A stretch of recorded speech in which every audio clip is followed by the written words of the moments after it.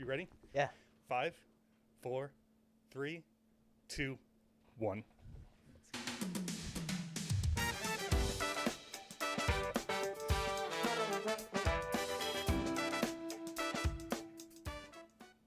Howdy, y'all, and welcome to another episode on David's Saturday Night Sitback. I'm David, and almost 3 years ago, I started this podcast having no idea what the goal was. After the first 12 episodes came out, I was approached by a 17-year-old in the gym who told me that a year earlier he was in such a dark place that he tried to take his own life. He's alive, he's thriving, and he's serving the military now, and in that moment, I knew exactly what this podcast was going to become. I'm on a mission to find hidden gems in Austin, Texas, and give them a platform with one mandate: to tell personal stories that light the internal fire within the audience as you navigate the dark night of your soul. My end game for the podcast is that one day I have thousands of emails from people all over the world telling me how these stories gave them the courage to take their dreams, turn them into goals, and chase those goals until they become reality. That said, if today's episode impacts you, email me your story at sitbackwithdavid@gmail.com. With this in mind, let me introduce you to today's guest. Imagine committing your life to something for years. Middle school, high school, college, you show up, you train, you compete, and more often than not, you lose. Not once, not twice, but over and over again. And yet, you keep going. Because somewhere deep down, you're not doing it for the record. You're doing it because when you're in it, you feel alive. Now, fast forward. You grow up, you get the job, you build real skills, maybe even start a business. On paper, life makes sense. But that thing you've been chasing since you were a kid, it never left. So you go all in, and the moment you do, you lose again. You're concussed, you're sitting at home, your job doesn't understand, your boss isn't on your side, and you're staring at the same question you've been answering your whole life. Do I finally walk away, or do I double down? Today's guest didn't just double down, he walked away from the safety net entirely. Sitting back with me today is a man who grew up in Wisconsin, who's been wrestling since middle school, and who turned that lifelong obsession into a path toward becoming a professional fighter. But a man who's built life outside the cage as a designer, a creator, even launching his own brand along the way. But at his core, he's someone who feels most like himself when he's in the fight. He's a man of faith, a family man, someone who might seem quiet or intense at first, but underneath that is someone with a massive heart who genuinely cares about the people around him. He believes in choosing purpose over distraction, faith over numbing, and discipline over overconsumption. And now, after years of showing up, getting back up, and refusing to let the losses define him, he's stepping into his next chapter. Sitting back with me today is a man who's been tested by the grind long before the spotlight ever showed up, Michael Bannach. Thank you for who you are. Thank you for being here, and welcome to your episode on DSNSB. Dang, thanks for having me. That was awesome. That was like spot on. You do your research. Wow. I tried. That's awesome. That got me fired up. Good. Sweating a little bit.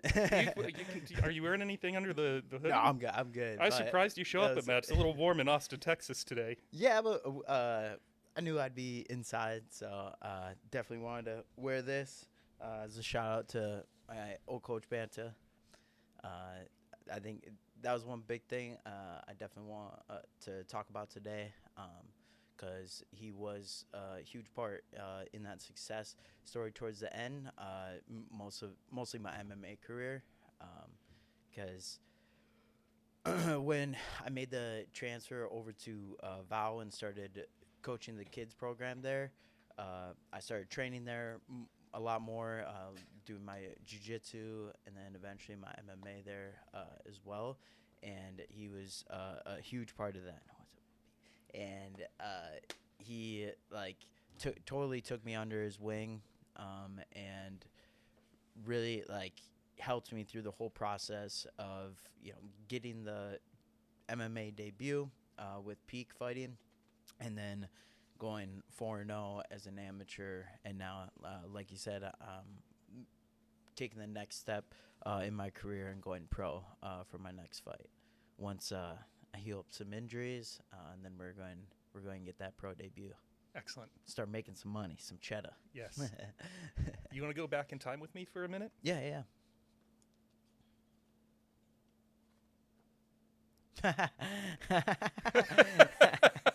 For those listening on That's Spotify or Apple Podcasts, if you want to know what he's laughing at, go over to the YouTube version. I'll embed these photos within the video of today's episode. Yeah. Look at that, little Mikey. Yeah. This guy liked to have fun, a little too much fun. This is our Christmas party, my junior year of college that we had. You're in college in that picture? Yeah. Let me see Yeah. that again. Yeah. You have a very young face. Yeah. I Yeah. thought you were like 10 in that picture. No, I got my sombrero on, snowflake tee or a tie, and then like a holiday like vest, and then like a Christmas sweater. Yeah, ugly Christmas sweater. Yeah, this is crazy. Cause like this is a time where I guess like I started getting a little too distracted with everything else around me that was like in college, rather than like what I really went to go there for, which was like to wrestle. I was definitely focused on my studies, and I liked what I was majoring in, graphic design. But in college, you get to have that freedom of like what you want to do, and I started partying a lot more, and I just wanted to have fun, really, and like that was the main goal. No matter what we were doing, just wanted to have fun, and let loose, and not really like think about stuff, because like after college, that's when stuff gets real, right? But like that was cut. That was cut shortly after college, because like my sophomore year of high school, I got my first underage drinking in high school in Wisconsin. In Wisconsin, that's like a speeding ticket. But like after that, I was like on a straight and narrow throughout high school, because like my dad was on my ass, and like he didn't want me to ruin my wrestling career because of that. And like in my junior and senior year that were coming up after my sophomore year. And so I was on straight and narrow. I was just only focused on wrestling, and it was awesome, like, because I was so dedicated about getting better, and just focused on that goal. I just want to be state champ, state champ, state champ. And I didn't reach that goal. I allowed myself to have that that outcome. I got to the state finals, and lost by 1 point. It was pretty. I don't know. It was awesome. I lost to a guy that ended up being a 3-time state champ, wrestling D1. Went to the NCAA finals. Paul Bianchi. We actually wrestled in the regional finals, sectional finals, and then the state finals. He beat my butt in the regionals and sectionals, and then state. It was really close. I changed my whole game plan, and it ended up working, but I didn't get the dub. But after that, like like I was on a high, like that was awesome. And then it was like, all right, senior year, I'm not wrestling anymore. All right, let's party, and we did. That year, that summer, like in between high school and college, was a wild summer. It was a lot of fun. Made new friends, and that was all cool and stuff. But then, when it came to like that, didn't necessarily like turn off when I got to college. It got Amplified. a little, yeah, right, because then it was like full freedom, and I got distracted, and started to almost like fall out of love with wrestling. I started to resent it a little more, because it is hard. You gotta make a ton of sacrifices, whether it's your time, your body, like going, not doing this, not doing that, and your the weight cutting part of it, the nutrition part of it, like just that part, like also takes,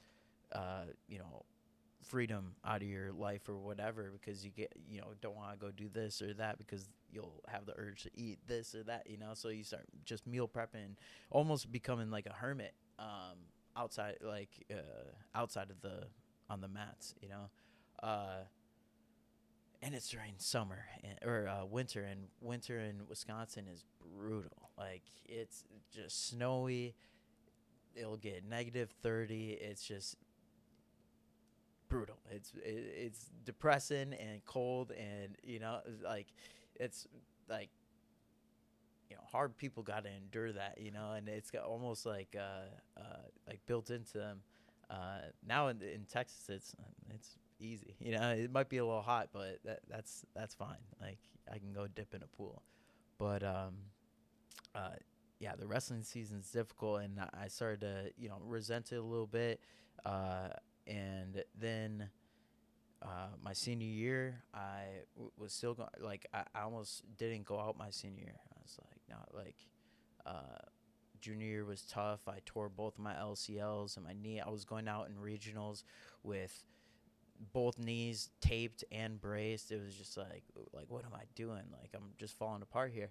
But I was like, no, I'm still doing it. Senior year, I'm going to finish it out, do the best that I can. And I was also going to wrestle up a weight class to just make it easier on myself to balance the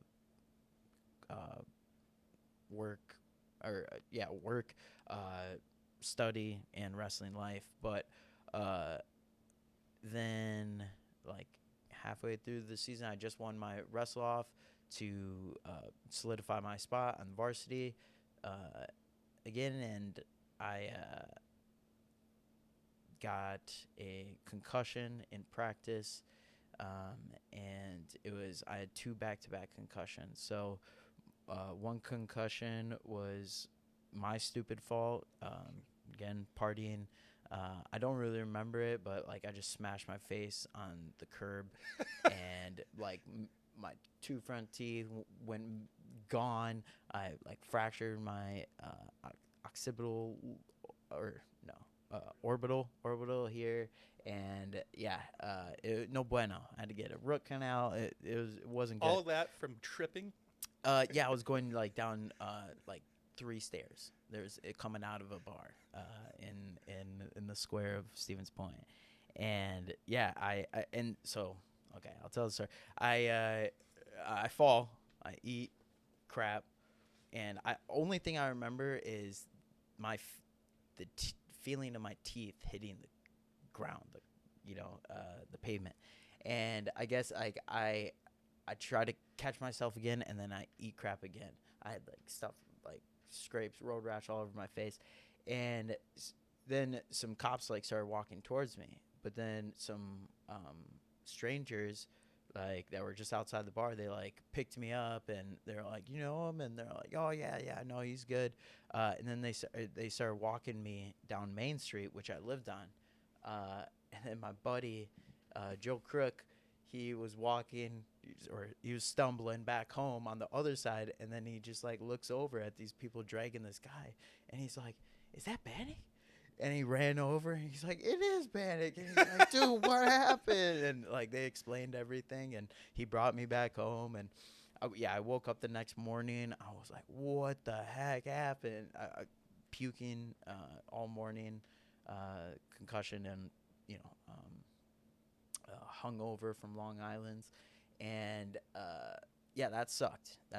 Especially like ruining my face like that. Like, that was like a little bit of a wake up call, And then I think it was a couple months later, boom, another concussion, and like I don't know if I was still like fully healed from that last one. I don't think I was, because that next concussion was way worse. I was out of commission for about a year. So I couldn't finish my senior year of wrestling. And then even after that, after college, I moved down. So I was in Texas for a little bit, living with my parents. And I remember going to a CrossFit workout with my dad and just trying to like get back in shape, just trying to do something active again. And like a workout that I would do 3 times over, typically, I couldn't finish like a quarter of the way in. I just had this huge headache. My head was pounding and stuff. And it was like demoralizing, you know? And I just like didn't know like, you know, what to do. I lost my whole personality. I wasn't a wrestler anymore. I lost my identity. So then I fell back into what I was good at, partying. Partying was like, and that, as everyone knows, it's just like you're not filling a void with that.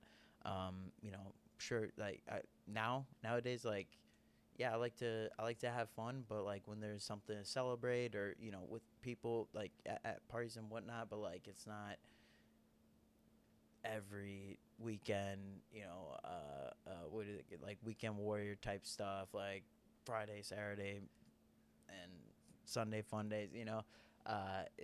It's different now. I'm a little older, about to be 30, so growing a little bit, and I attribute a lot of that to combat sports, and just staying in it, because I can't do that stuff, you know. If I'm doing that, then I'm, you know, risking my career. I'm putting it in jeopardy, because a lot of stupid stuff happens when you're doing that, especially on 6th Street. No bueno. But then started gear. I was inspired by my wife. Before we get into Yeah. that was a lot of memories from being shown one picture. Yeah, it just brought me back to like like, you know, what was I thinking like during this time, and that like it wasn't necessarily like I was wrestling because I was a wrestler, but I lost that, like those goals and stuff. I was just kind of like going through the motions, and my main focus was just having fun. That was it. Which again, like having fun's great and all, but like shouldn't be your main priority. You know, like we're here to do something like good on this earth as well. You can't just be self-fulfilling always, you know. Because again, like you're never going to really feel that void until, I guess, I feel like I have getting more in touch with my faith. If we go past job titles, who are you? Who am I? I'm a white boy with a little habanero. No, I'm a Midwesterner at heart. That, you know, like loves to have fun. That's adventurous. And caring. I do care about, I guess, just life and people in general. And I don't know. I will say I don't know. I'm a very physical person. So like I like to talk, and I like to talk about like philosophy and stuff, and be philosophical and whatnot, and talk about more than like what's just going on and the rat race that we're in. But at the same time, like, you know, I am still a little bit of a meathead, you know, like I just like using my body, and that's what, like, being injured sucks to me. It's like the worst, you know. But yeah, I guess that doesn't really answer your question, but like I guess that's who I am. Like just a very caring person that's physical, and I don't know. I don't. Oh, I am very. I'm a free spirit in the sense, like, I don't like. I'm pretty anti-establishment. I just don't like rules or just stuff like being told what to do. That's I never went into the military, even though my whole family is like military, Navy, Marines, and all that. But like, yeah, I just free spirited, I'd say is a great way to put it. You want to know how Danny answered that question? Oh, Danny? Yeah. Yeah. He said that you're a man of faith, a family man. Since he's known you, he's known that you'll do something that will be fulfilling and be purpose-driven. You're on point physically. You keep your friends close. You're a hard worker. You feel alive when you're working through something, and that's why you like fighting. He can be a little quiet until he starts to get to know a person and determine the nature of their heart. Yeah. That's awesome. I didn't reach out today. Shout out Danny. Love you, Danny. How's that That's sit with awesome. you? That's cool to hear. I mean, I try. I try. Yeah. That's awesome to hear, especially because like during this time, I don't think a lot of people would have said that about me. You know, I think a lot of people have called me like selfish, and just like maybe like off the cuff, just wild, which again, not a bad thing, not a bad thing to be a little crazy, but like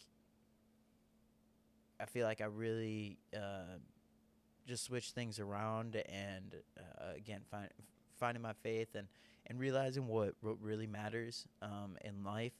I think that's why I you know Danny says that about me rather than what I think people have said about me during this time.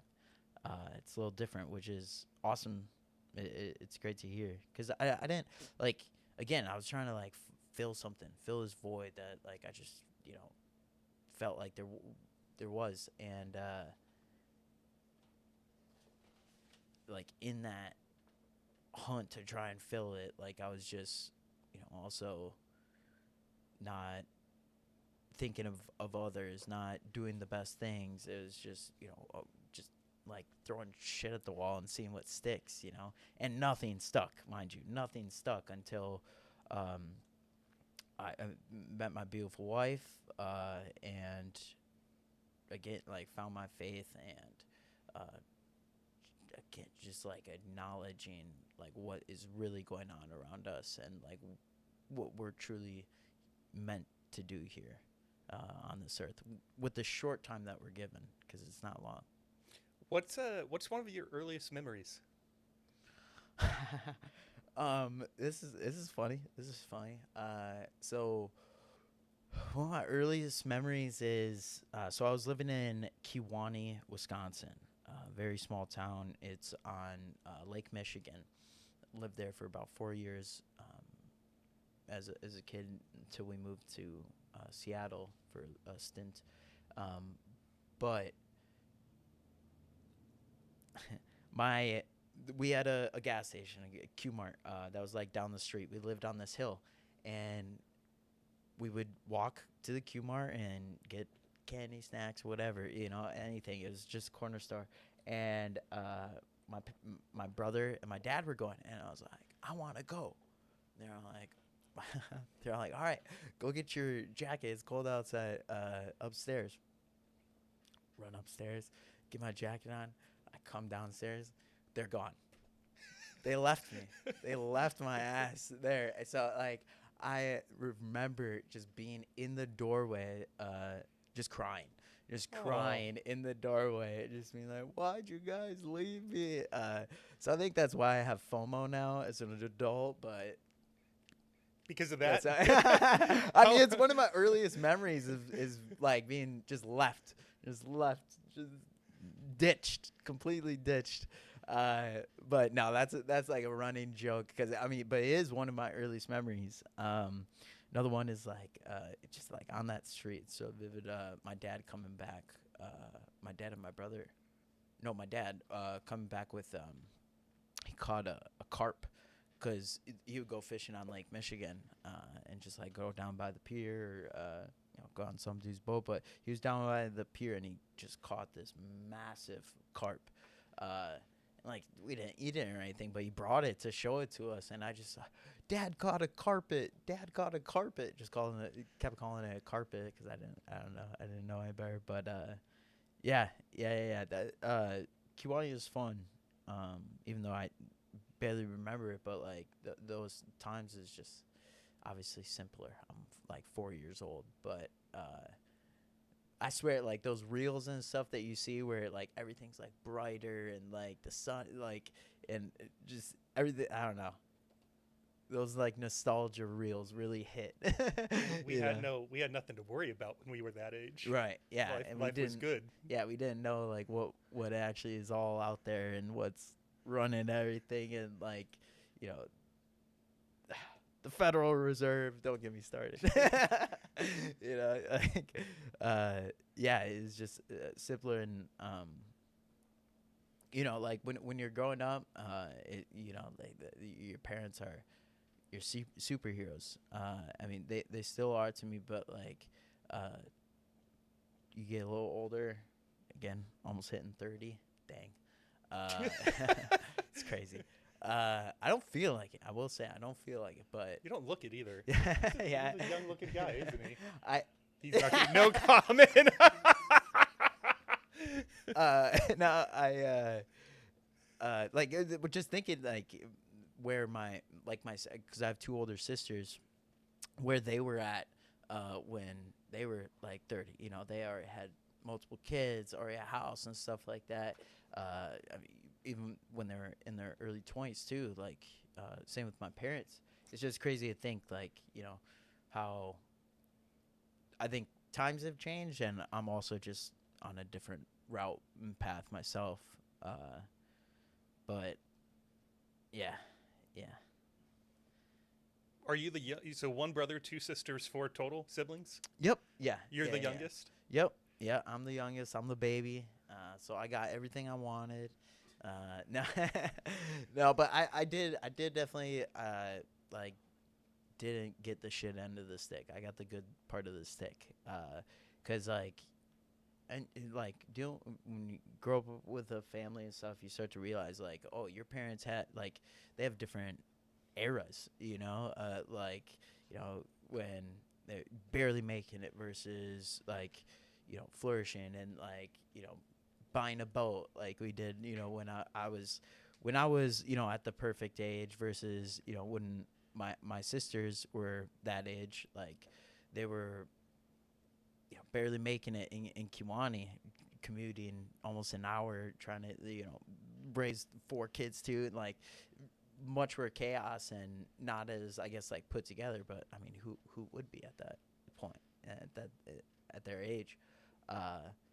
But yeah, I definitely I liked being the baby though, because I got to learn from all my siblings' mistakes. You know, especially my brother, getting to watch him and my dad just go back and forth about like grades and just school, and just doing that like kind of like basic stuff, where I was like, oh, okay, if I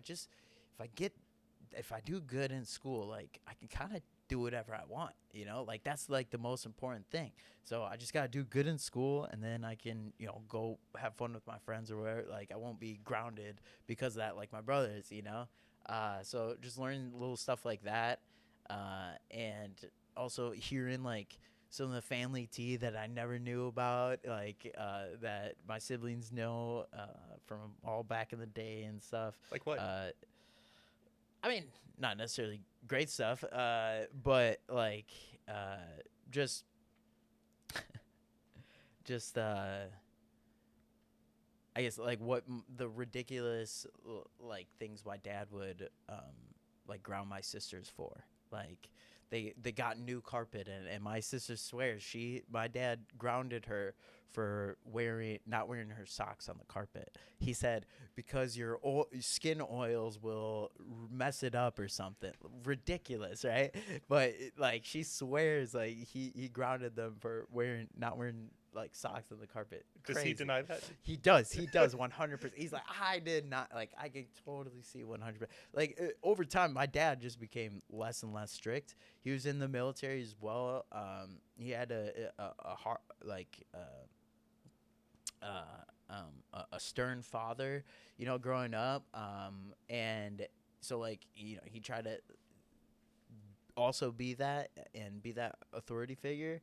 But then once it came to me, like he got a little bit more chill and stuff, and let me get away with a little bit more. And I think there's a little bit of resentment from my sisters about that. But it's I don't know, it's just growing up, I guess, and him just being like, screw it. And I think maybe this might be sexist, but like boys might be a little bit easier than girls. I feel like you got to worry a little bit more with like girls, raising girls. I don't know why. A little more protective over them.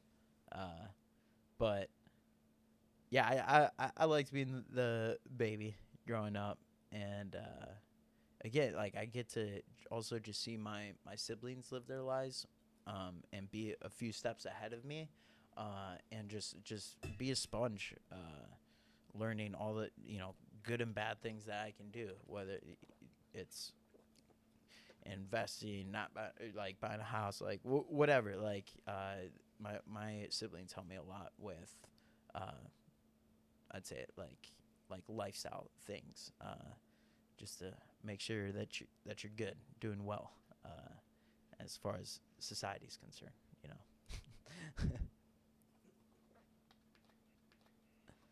Oh, and more pictures? Oh no. Oh no. Hey. Who's in that one? So that's my mom there, and then that's my brother. This is on Mother's Day. I think two years ago. Yeah. That was 2 years ago? Yeah. Who's that on the right? Is that you? Right here? Yeah. Yeah. That's me. That was only 2 years ago? Yeah. Yeah. Yeah, I got some facial hair now. Your hair's a little different too. Hair's a little bit different. Yeah, a little longer. But yeah, that's when I started rocking the perm. When did you get into wrestling? How old were you? 7th grade. I had a good buddy, Dylan Mickey. Shout out Dylan. He was like the same size as me, and he'd been wrestling since he could walk. Basically, his dad did it, so his dad got him into it early, and he needed a wrestling partner. And he had some mats in his basement. And I remember, like, after school one day, we went I went over there, and he's like, let's wrestle. I want to see what you got. And I was like, okay, yeah. I was like, bet. I've been wrestling my older brother, like, my whole life. Like we didn't have, like, the most cordial, like, relationship, like, growing up. He just beat the crap out of me. Like, as an older brother would, and I was like, okay, I got you. And like I was scrappy, and I was doing well with him, but he obviously got the better of me. And I was like, dang, like, okay, like this is pretty cool. Like he's like, dude, I need a partner. And I was like, all right, I'm going to go out. And I went out 7th grade. I did 4 tournaments. I think I took 3rd, 4th, 3rd, and then 4th again. Like, it didn't do great.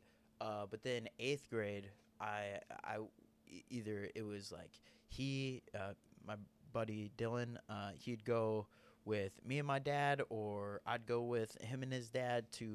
We would go every single weekend, and sometimes we would go to a wrestling tournament on Saturday and then a wrestling tournament on Sunday as well.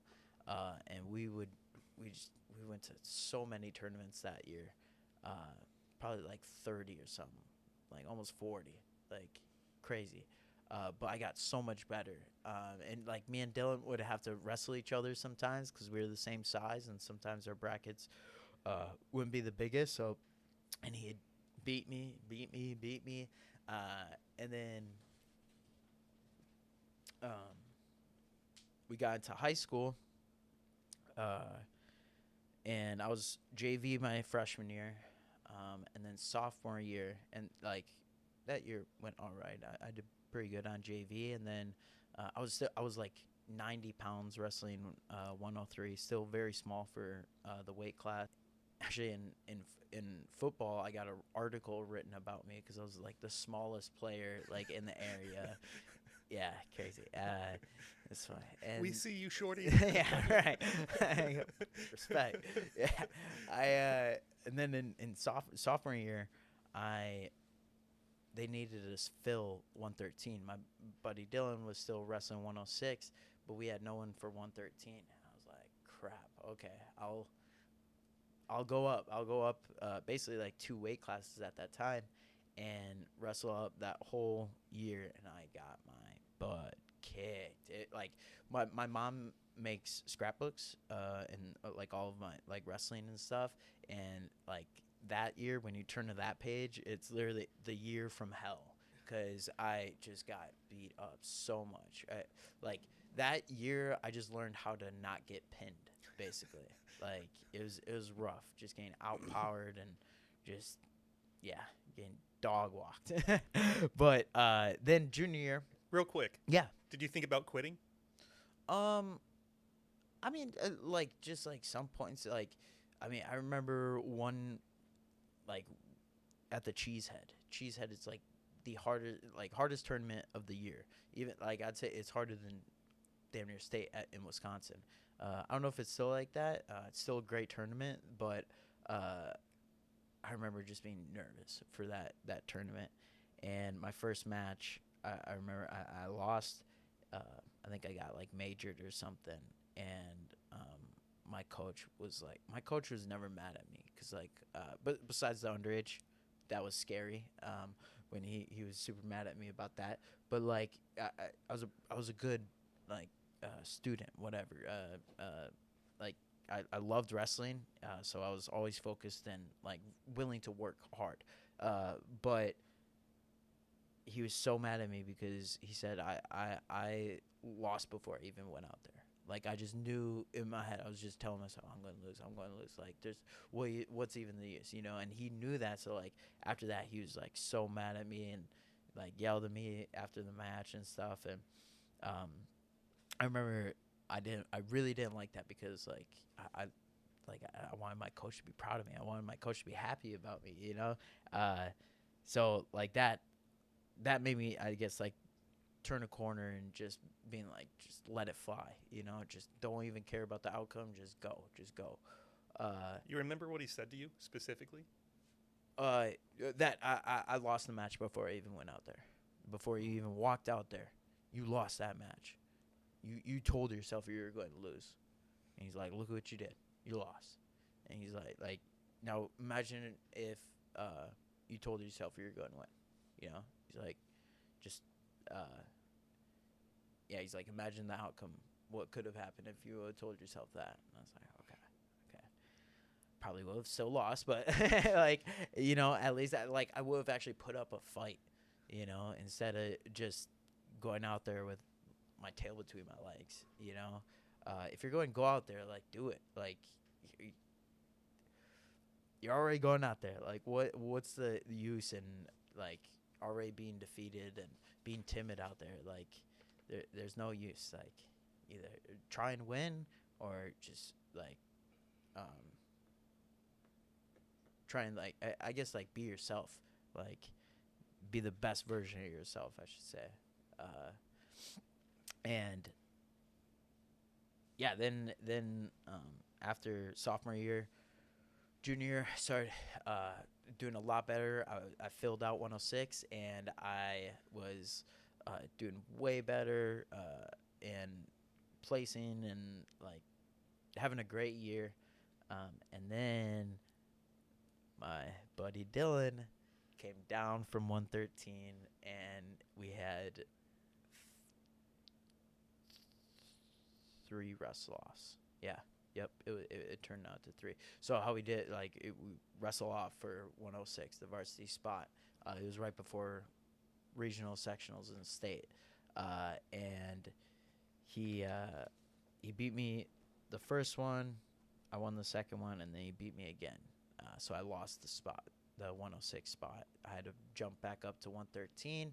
And I made it to sectionals, and then I lost in sectionals and didn't make state.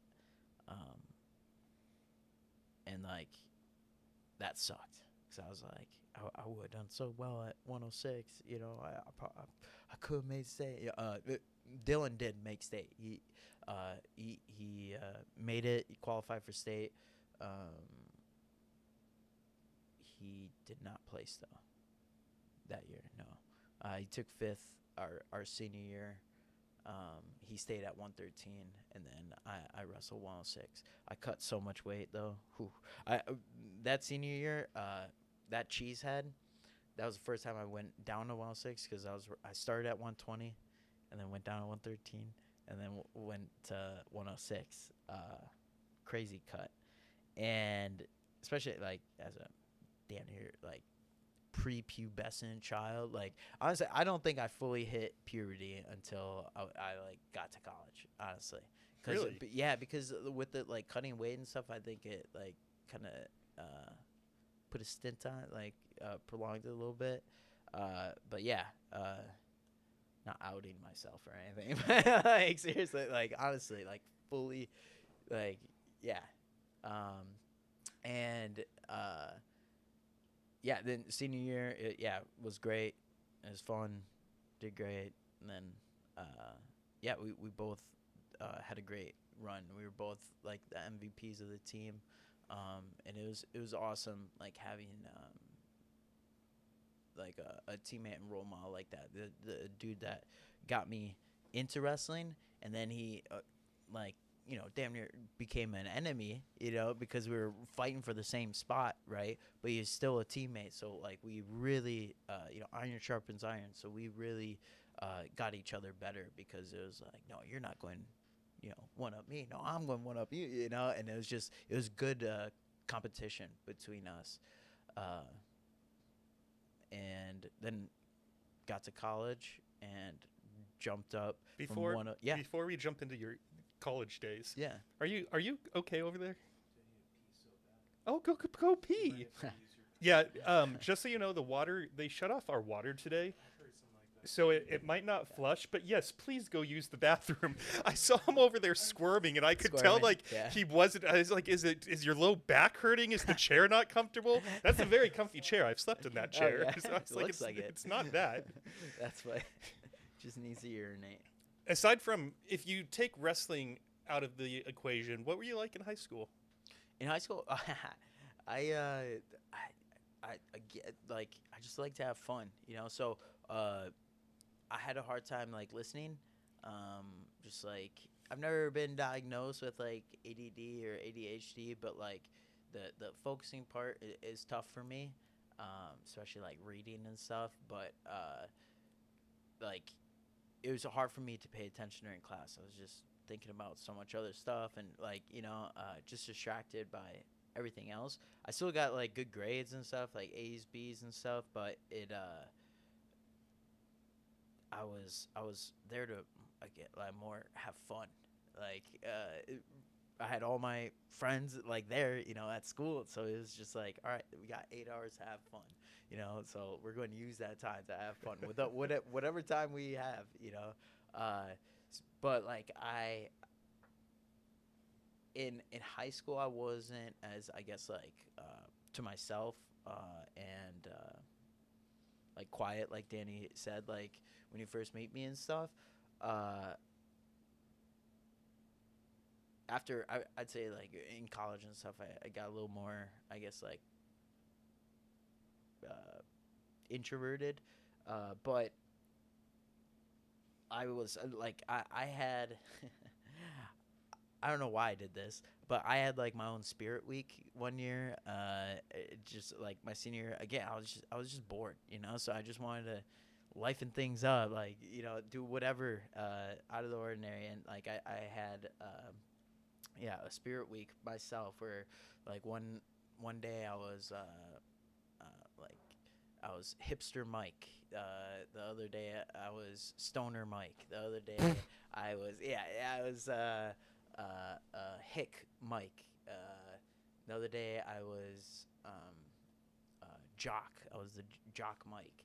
And just dumb stuff like that. Like, I mean, when it was like Spirit Week, I was like, heck yeah, let's go. Like, just full spirit, I guess, but it was just like I was down to be a part of something, and have fun. And I was, I guess, a jock in the sense that I was in sports, but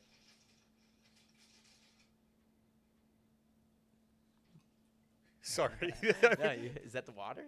We have water again. Nice. Let me turn that off real quick. Yeah. Keep talking though. Yeah. Crap. What was I saying? Spirit Week. Yeah, so Not being bored. Spirit Week.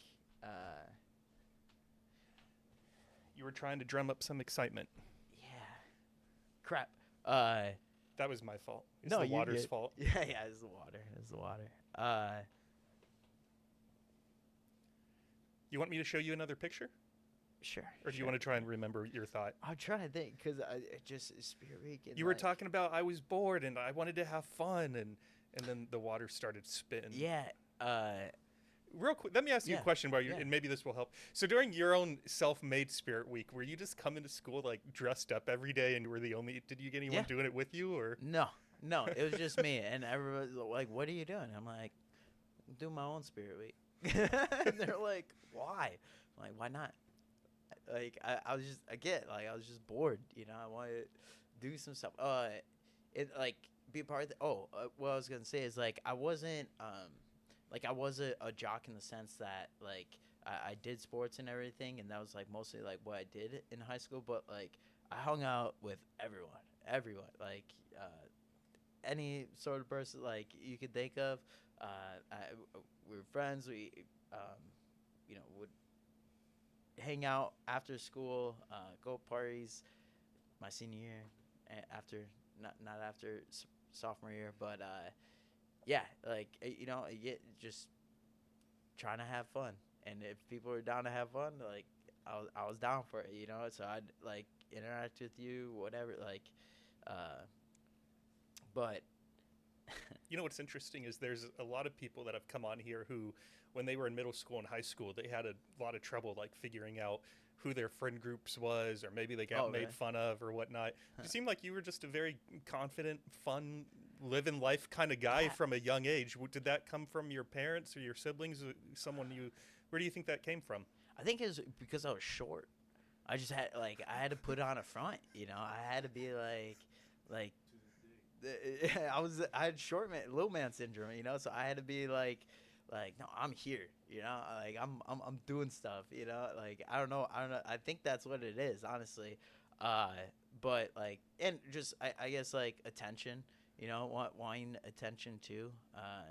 It's funny, Mo told me the other day that like MMA fighters need to be validated so much, and I think that is 100% true. Even though like you know like I don't care what people think, like I still want I want to make people proud. I want to prove people wrong, and like it's definitely a factor, and I think that's why like I do like MMA as well, because like it carries into that idea of like it's probably a baby child thing too, just wanting attention, because there's your siblings are often like all this other stuff, and I just want to be like, hey, I'm here too. Like I don't know, I think I had that as well, like growing up, rather than like middle child syndrome or whatever. I had that like as a baby kid. I was just like, hey, like I'm here too. Not saying that, like my parents neglected me, because then as soon as like my brother, like my sisters were starting their families, and my brother went off to the Navy and stuff, then like it was all about me, then that's when we were going to wrestling tournaments like every weekend, and they're like my parents really helped me like develop that skill and become as good as I did, and I mean am, because they still help me as well, like to this day, just being my awesome parents. What's the age difference between you and your oldest sibling? How many years? 15. Yeah, 15. Okay. Yeah, around that. Yeah, because it's like every 5 years. My brother's 5 years older. Melissa, 10 years older? oldest. Yeah, she's 10. And then Lorraine's 15. Yeah. Yeah, so it's like kind of crazy, the age difference, but I liked it growing up, because I mean, like my two older sisters were almost like, like mom figures to me as well. And like they still are. Like like my my sister Melissa, she was the officiant at our wedding, and that was really cool. Getting to have her like be part of that and do that, that was cool. My brother was an usher. That was fun. But yeah.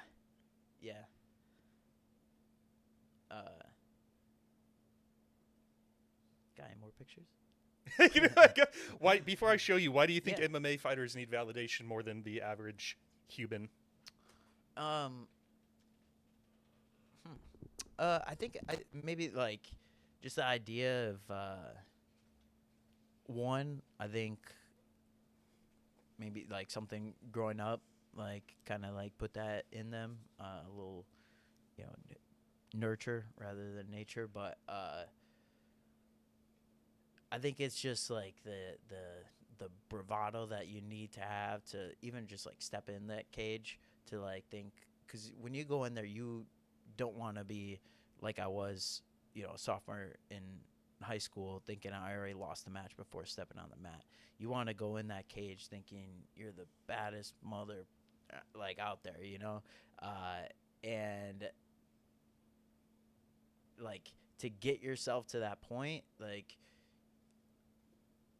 you got to be a little delusional, but you have to also, like, I think, create that setting around you where you're also hearing it.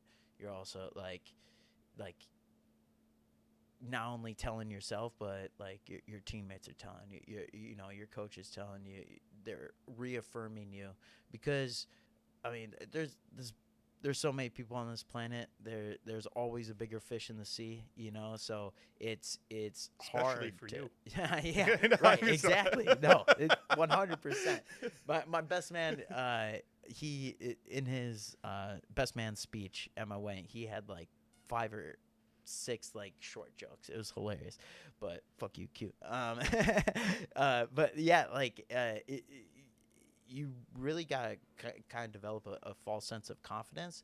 So when it's those leading points, getting up to it, whether the validation is from people like one-on-one or like in person, or just like on social media too. Like I think that's a big thing too, because like I'll find myself like, okay, I posted this hype video, like getting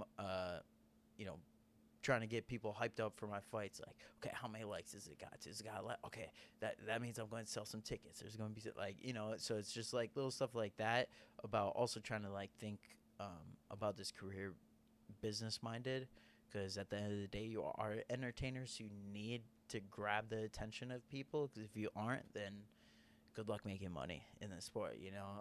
There's so many good fighters out there that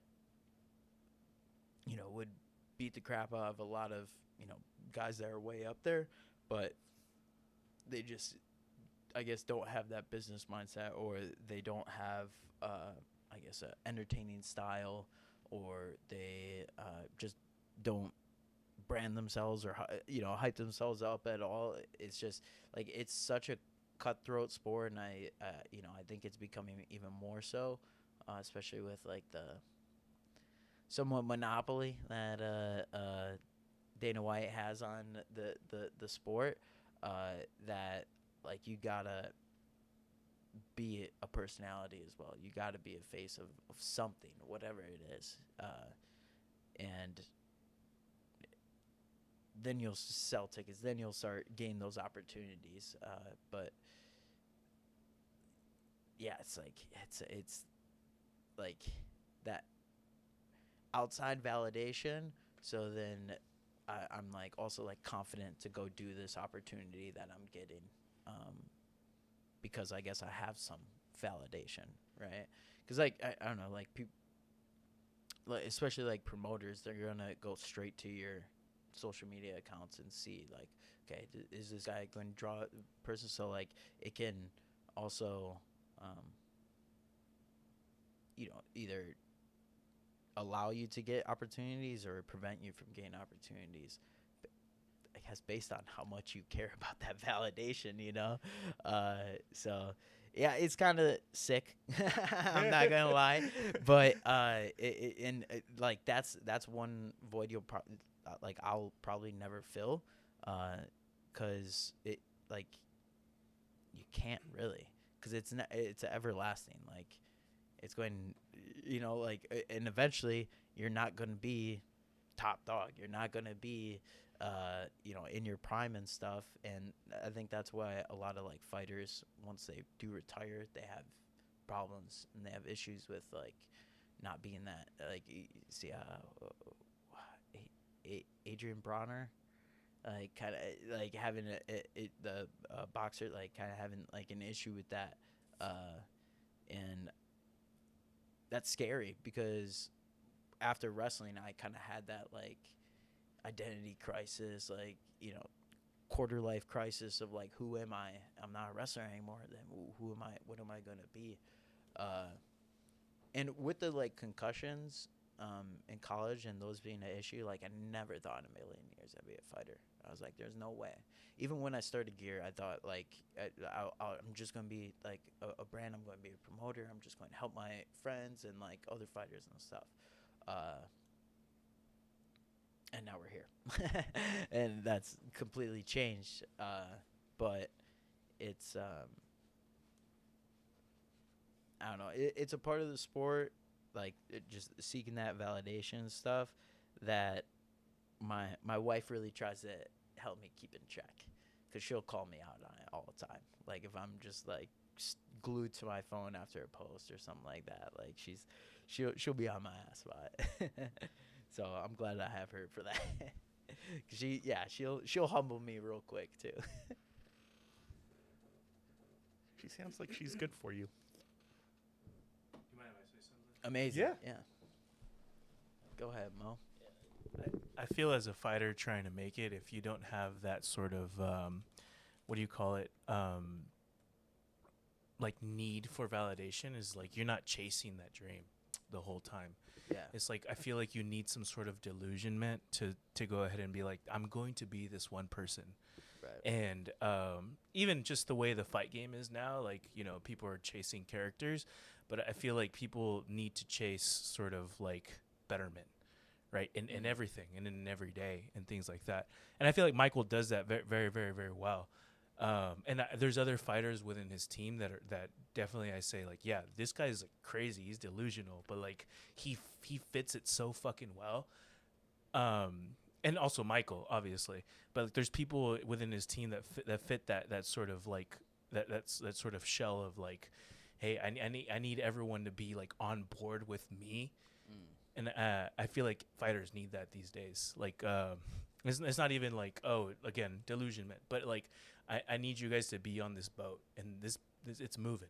Yeah. Right. Yeah, I like that. It's yeah. moving and it's rocking, and true. it's like whatever, whether I lose, whether I win, it's like it's very much like I need people on my team. Yeah. You know what I mean? This is who I am. Yeah, like, as a exactly. fighter, You need yeah. people to be on that, to like to want to be with you. Right. Right. And I feel like Michael has a character that like just wants people to be around him, right? And he does very well with that. Yeah, I just wanted to add that. Like, it's not a bad thing. It's really a great thing for you to be delusional about what you want with like fighting your people around you, just like the way people perceive you, whether it be at like at fights, at press conferences or whatever, what have you, or even here, right? It's like I feel like you carry that very, very well as among other people that you also train with. Like, I think they do very well with that. Yeah. Thank you, Mo. How's that sit with Great you? point. Yeah, that's awesome. Yeah, I think it's a great point. Yeah, that you need to have that, because like even the slightest bit of like I don't know, right? Hesitancy of like, I don't know if I want to do this. Like, I don't know if I want to take this fight. Like, don't. Like, don't. Like, you will have, especially throughout your camp, you'll have moments where like I get knocked out. Like, dude, like this guy could beat me. Like, you're gonna have those moments, but where those moments where you're like, nah, I'm not, like, it's more of like a you thing. Like I'm not really into it. I don't want to work this hard. Like, dude, don't get in the cage then, cause like, it's like the ref is gonna, eventually stop it, but anything can really happen. Head kick, just arm broken. Anything can really happen in that cage before the ref stops it. But yeah, you really gotta make sure you're all in, 100%. And um, I think that's one thing, like you said, Mo. Like I have accomplished is putting myself in the position to do what I want to do in the sport as a career, and surrounding myself with the right people to do that. And I'm just really thankful for that, especially coming from Wisconsin. Not being from here at all, not knowing anyone here at all, and then now few years later, got here end of 2020, like 5 years later. Now it's like, yeah, we really planted our roots, and we really developed friendships and relationships that like have fulfilled us. I guess, like, being here, because a lot of people don't move out of Wisconsin. I will say, like, it's comfy living up there. It's simple living, but it is comfy, and it's slower. It besides the 6 months of winter, like, because it is like 6 months of winter. It's crazy. But besides that, like, it's just a different pace of living. That I think, like, me and Morgan.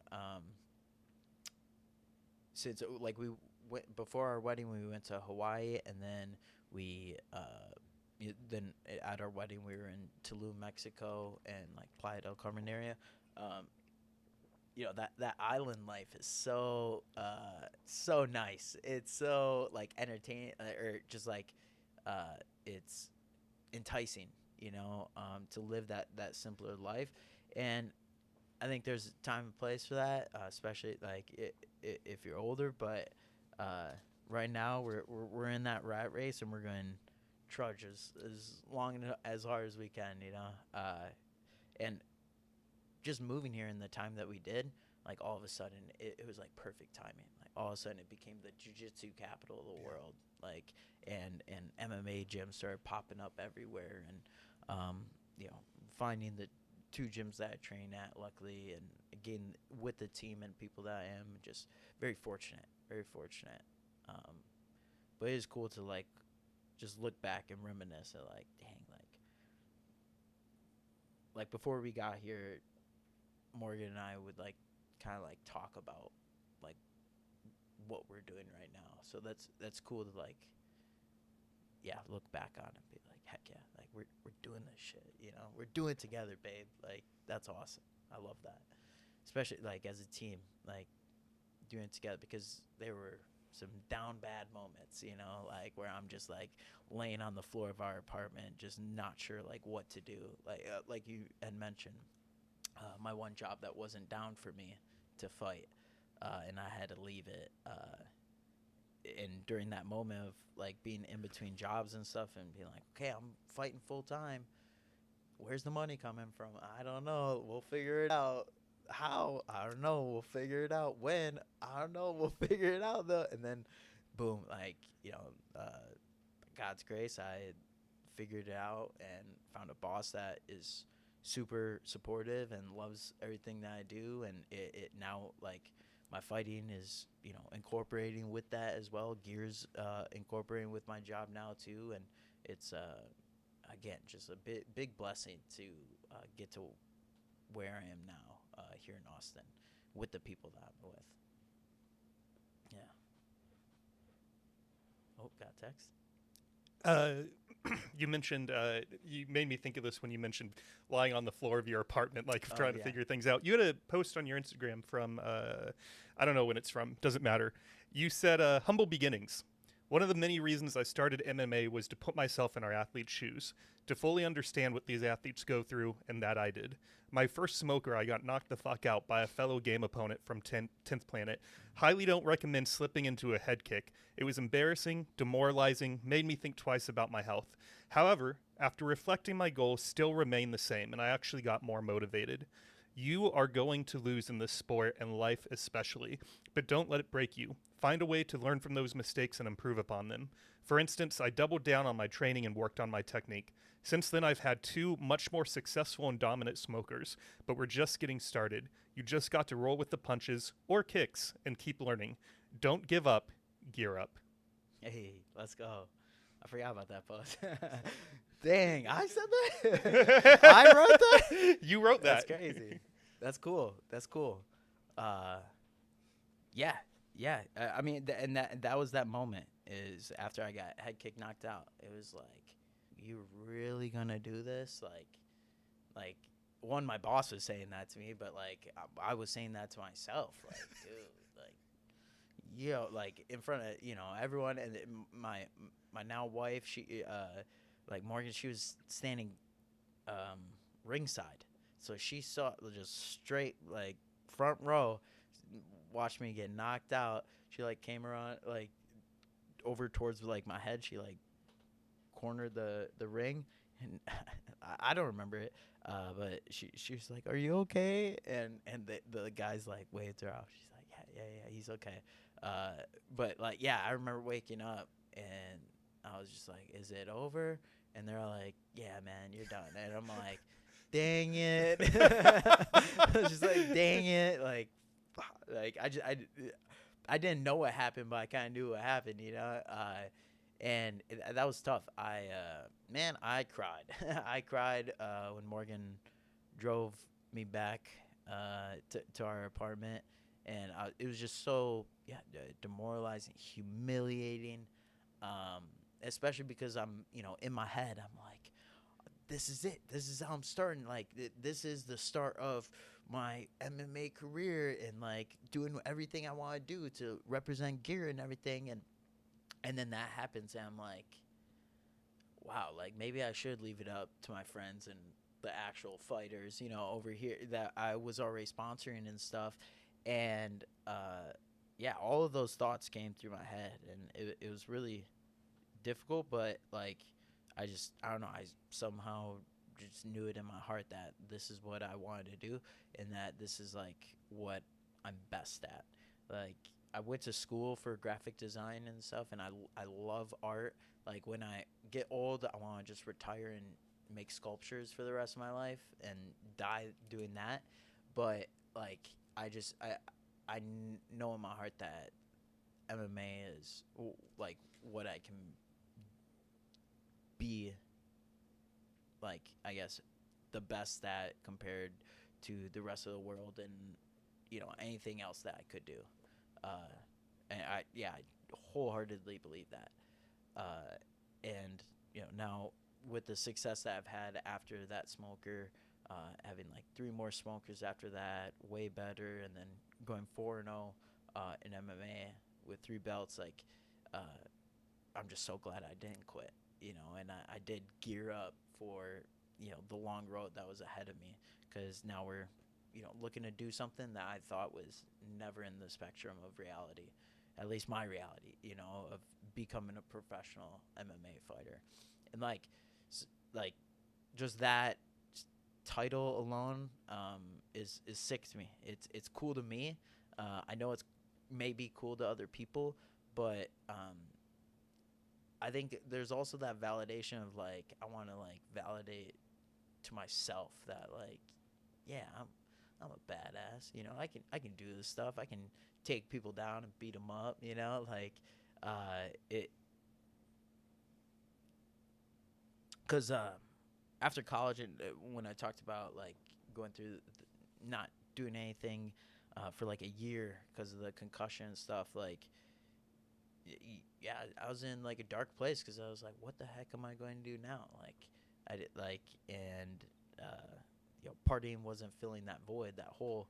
So it was just like, I really was lost, And I'm just glad that combat sports, first it was jiu-jitsu that brought me back on the mats. That made me like, okay, like maybe I'll just do this. I'll just do jiu-jitsu, because it's like wrestling, but it looks a lot more like, lax and a little more flowy, not just like, because wrestling, it's two, bulls locking horns, and it's tough. But I was like, okay, I'll do jiu-jitsu. And then the gym that I was training at, the MMA guys are like, dude, you got to do MMA too. Like, come on, like, because MMA practice was after jiu-jitsu practice. So like, I'd see them all gloving up, and they're like, come on, Mike, like, come on, like, today, and I'd shoot them off a few times, and then eventually I just had to give in, and I loved it, and it was awesome. And like, I mean, like, growing up, like, my parents bought us MMA gloves for Christmas one year. I don't know why they did that, because I got beat up a lot because of it. But I always I was fascinated by it. I loved George St. Pierre. Like, that was the first pay-per-view I convinced my dad to buy, was a George St. Pierre pay-per-view, and like, I love the idea of it, but especially after like college and the concussions, I was like I'm done. Like, I can't do that. Like, there's no way I can do that. And obviously, like, my health and stuff and my brain, I think about and want to keep intact as much as possible. But like, it's just, this is what I'm gonna do. I just got to be mindful of it when training. Can't really do much about it in a fight, but you can, like, recovery processes and just rest and time can heal a lot of things. So I just try to be mindful of that when I'm training, and after my fights and stuff. Like, I don't fight really like back to back at all. There's a good amount of time in between my fights. Even though I don't take the most damage, my last fight I definitely took the most damage. He rocked me a few times. He was a great boxer, so his striking was good. And then I broke my hand on his head. You got a little scar there. Yeah, I shattered this bone right here in my hand, that wherever connects to your thumb, because I threw a hook, but it was just all thumb, and it rocked him. It dropped him. But yeah, I broke my hand in the process of doing that. I don't remember feeling it, but then once that round was over, because it was the third round, and then I had 2 more rounds after that, I remember going back to my corner and being like, oh no, like, I jammed my thumb. I just thought I jammed it. Like, through the grappling or whatever, I thought I jammed it really bad. So I just kept telling myself, no, you jammed it. And then after the fight, getting my glove cut off and just seeing it like huge, I was like, oh, that's broken for sure. I'd even just like go like this, and I'd hear jingling like the bones, because it was shattered. Yeah, just jingling, just like, yeah. And then my dad was like, oh no, put some ice on it, you're good. And then the next day I went and got rebaptized at City Reach Church, and like, it was still really bad. It was getting bigger and worse. And finally, he was like, "Okay, you should probably go to the doctor." I'm like, "Yeah, do you think?" I was like, "You think?" And yeah, then they saw completely shattered. But yeah, I forgot what I was talking about. Just went on a huge tangent. I think we're sort of past this point of your story, but since I printed it, Yeah. Oh, heck yeah! Look at that warrior. Let's go. This. So my junior year of high school wrestling, I went to nationals, folk style nationals in Iowa, and I was wrestling 100 pounds. I cut a bunch of weight for it, but like, going out there, I just had it in my mind that I'm gonna win. I don't know why. Like, I hadn't done that great yet. Like, but I just had it in my mind that I was gonna win. As long as I made weight, I was like, I'm going to win. and I ended up doing it, and I beat a really good Greco guy, Dalton Roberts. He's still like he's on I think the world team or like Olympic team for the U.S. A really good Greco, and that's all he tried to do. A lot of upper body stuff to me in the match, and I just denied it all. Took him down, turned him, and won the match. And that was a big boost, a big confidence booster for me going into my senior year. But this moment where, like, it was like I had done it. I didn't win state yet or at all, but I put myself in the position to get to possibly do that. It was in the semifinals. I was in overtime, and I got a takedown right on the edge of the mat. And yeah, it was like everything, all the sacrifices, all the work that I had done was worth it. And I just realized, like this is me realizing, like, I can do anything. Anything that I put my mind to, I can do it. And it's just such an exhilarating feeling. And never experiencing this feeling in college really sucked. But I didn't deserve it in college because I wasn't focused. I wasn't on that goal, on that mission of being great. I was distracted. So then and then getting my senior year of college cut short. Like, it was like it sucked. So I think that's it, but it's also like a little blessing in disguise because it made me hungry to trying to get this feeling again. And I was like, I have winning the 3 belts I have. Granted, they're fake gold, like they're worth $100 if that. But like it's just everything that goes into it before and getting the outcome that you want, and really strive for all those days, years, hours of training. But yeah, this was that moment. I just paraded around the mat like a madman. I jumped into my coach's arms, Steven Schnur, and my other assistant wrestling coach in high school, Billy Verbaten. Garros is so he was in my corner as well for that, and he's in those pictures. And his death and suicide actually was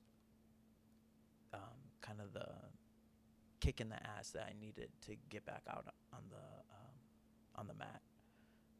Because, like I said, during this time I was going through like an identity crisis and whatnot, low point, away from all my friends and stuff, like back home and stuff.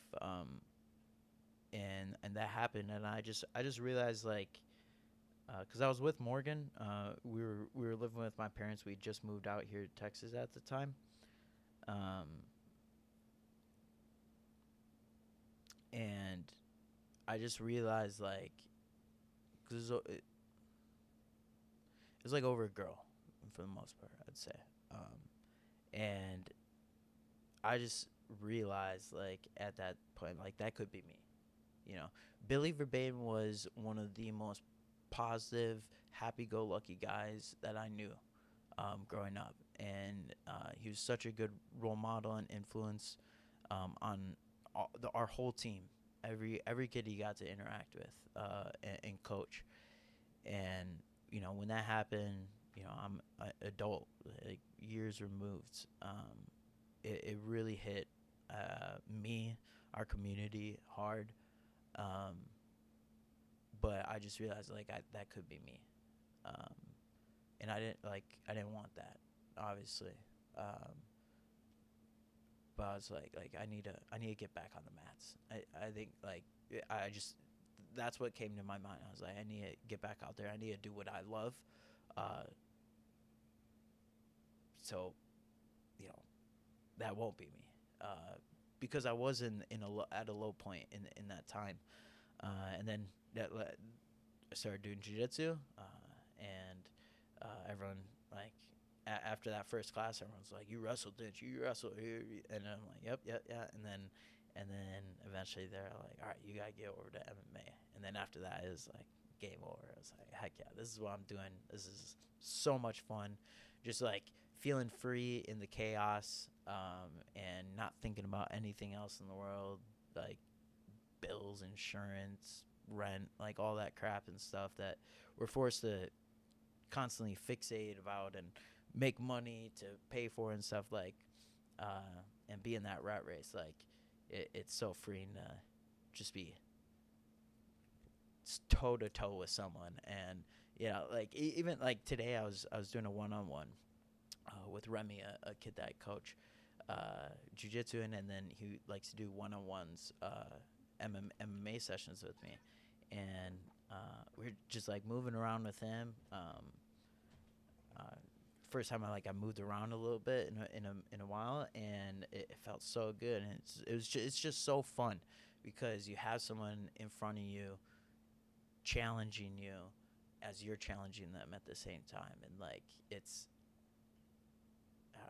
unlike anything. Like yeah, you could say the same about tennis, right? But tennis, you're not getting punched in the face. You're not, like you're not really like I guess like embracing the blows or taking the blows. So it's not as physical, and like at least I don't think it's as mental either, because you really like you got to be there and present, but like you can't be like too present. Like you can't be thinking too much, because as soon as you like think about something, you're getting punched over or kicked over here. So like you really got to enter that flow state in the octagon, and just not think about anything else. Because as soon as you start thinking, like something's coming for you. Like if you're thinking too slow. Like you're reacting too slow. And yeah, that's why I'm just again like grateful that I did step back on those mats and take that leap, because I was scared, because it's a scary thought to have.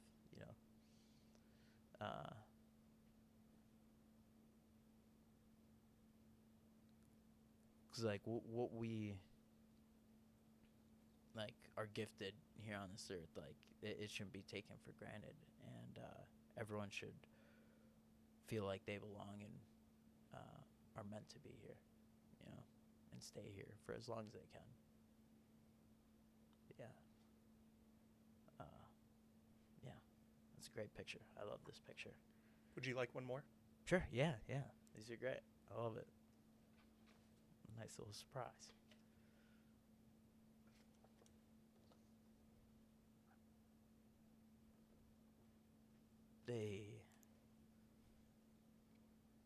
Let's go. You wrote on your Instagram when you posted that one, Mm-hmm. David Banta.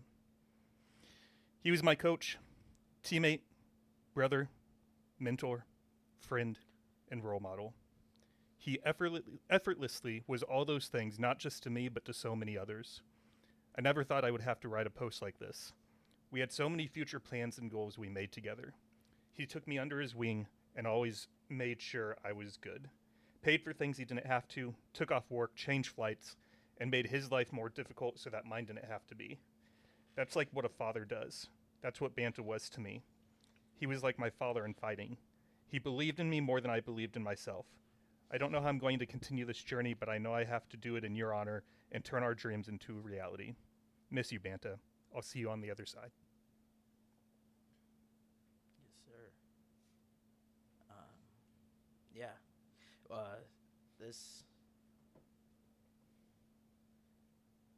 is the first time I got to corner him. First time I ever cornered anyone in MMA, and it was super nerve-wracking. I think I was more nervous than he was, and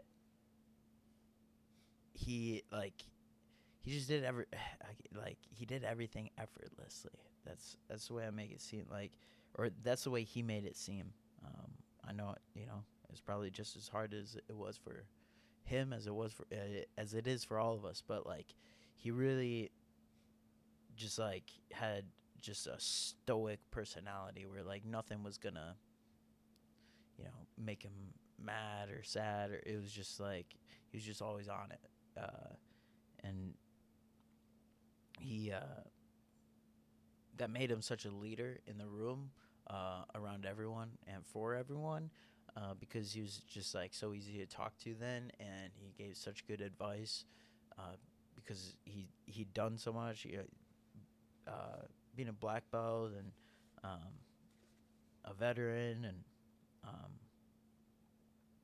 I mean, yeah, great job at Meta and stuff. Like, he was so smart that like he was just a great resource for everyone. And he like embraced that. He wasn't a gatekeeper at all. He if he knew something, he'd tell you, and he'd tell you seven different facts about it, and like just go down the rabbit hole of information about whatever it is, and it could be literally anything. It seemed like he was just like this know-it-all, but he wasn't like a know-it-all in a jackass way. He was a know-it-all and just being well versed and like educated and yeah, like diverse, and having a interesting life too. But this fight, it meant so much to me that he trusted me in his corner, but two, he somewhat like credited me for him getting the finish in the third, because in between the second and the third, I told him, dude, take his back and choke him out. Like, he has no defense to your grappling, because he was just trying to stand and bang with the dude and just throwing wild, especially in the first round. Second round, he was way cleaner and tighter in his punches, and really started to have a lot more success. And then in between the second and third, I'm like, dude, just take his back, choke him out. You can do it, like, because he in the second he had his back and he just had all the control. I could see it. So then in the third, he did exactly that. And once he took his back, it was game over as soon as he had his back. And then he choked him out, and it was so exhilarating. I had huge pit stains because I was sweating so much, so nervous. But it was awesome. And I'll never forget that day. That was so fun. And then after it, me and Danny drove all the way back here from Lubbock, and throughout the night, and we're just talking about everything, talking about life, and Banta and our future and what we're gonna do, and that was such a great night.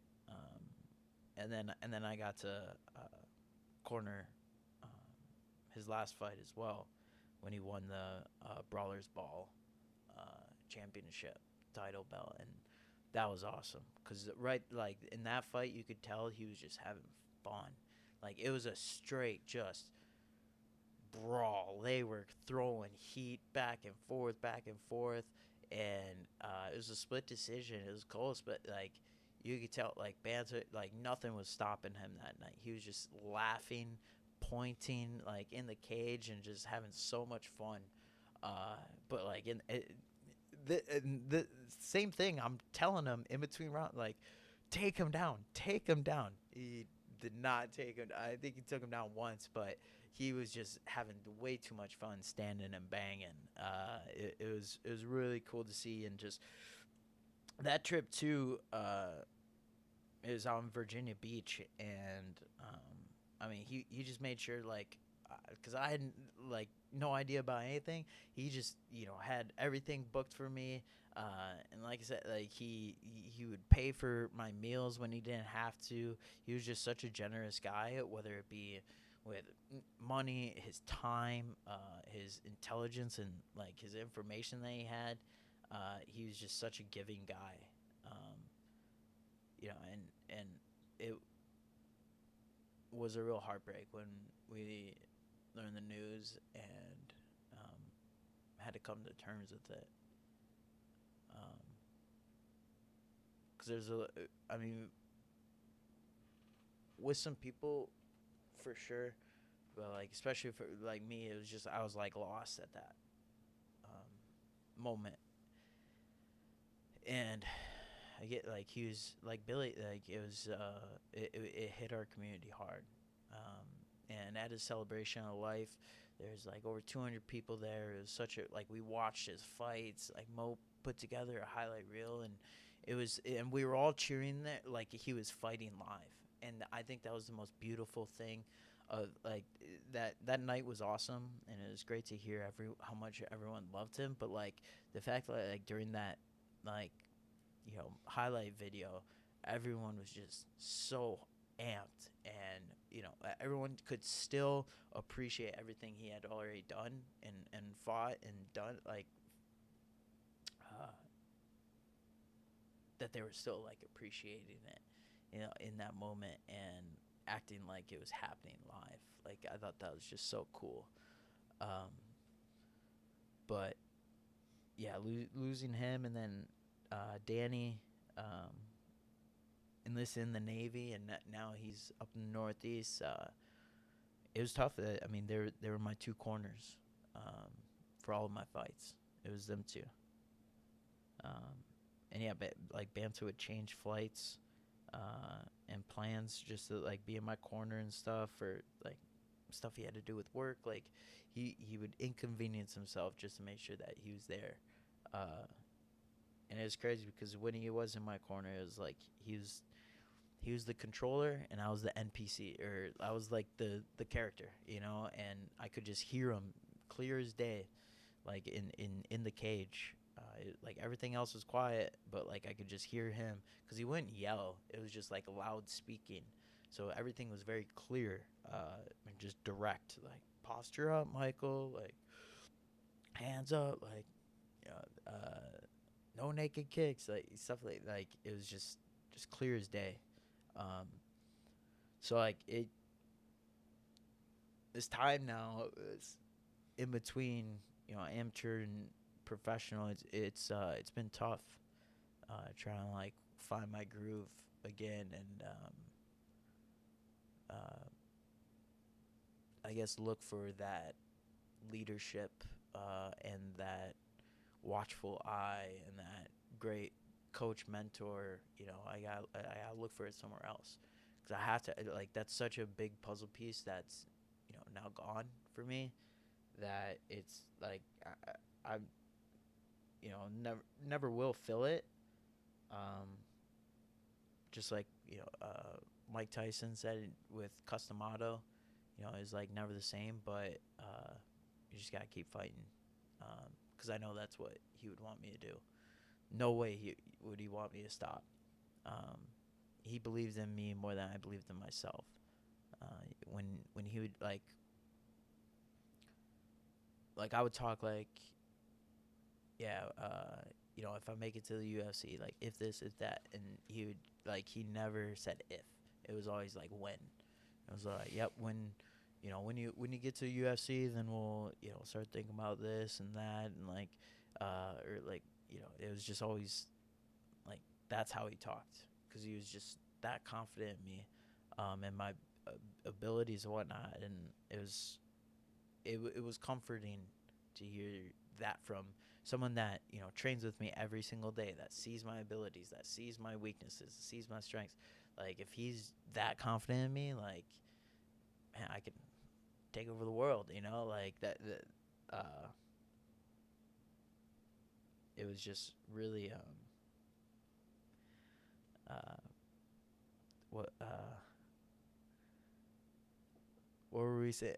Like it gave me that like gratification, or that validation. That's the word. Yeah, it gave me that validation. And I just need to get it back. One way or another. But I do have a great team behind me. Everyone at Val, Ryan, Ivan, Carbone, Mo, Jason Hare, Choppa. Like they're all very helpful, great jiu-jitsu, and can really still help me with a lot of my grappling and with my MMA at Iron Forge. We have such a great group of guys too. A lot of flyweight, bantamweight, lightweight killers that are amateur, pro. We just got a UFC vet that's coming in to training with us now, which is awesome. It is like it's definitely like where I need to be to accomplish my goals, because all of us basically want the same thing, so we're all just going to push each other to try and get there, and it is kind of like luck the cards, see who gets there, and everyone has their time, but it is going to be tough to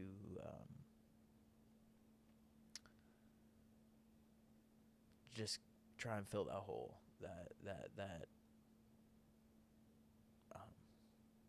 Banta really did as a coach and as a mentor, teammate, because we trained all the time. Like, we would have the craziest grappling rounds. It was just so fun. But I'm so grateful to have these two guys by my side my whole amateur career to get me to get me ready to be professional. It definitely a blessing. And now I just gotta take all the tools and tricks that they taught me and apply it into my professional career, and not forget the lessons that they taught me, and not stray away from the blueprint that we created. We'd always say rinse and repeat, because that was always the game plan. Every fight, just rinse and repeat. Do like what I did to the last guy, to the next guy, but yeah, and that's who he's on my shirt. Yeah. I have something for you. Yeah. Can you put on those headphones?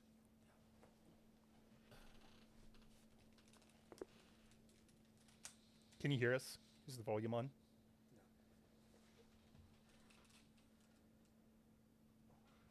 How about now?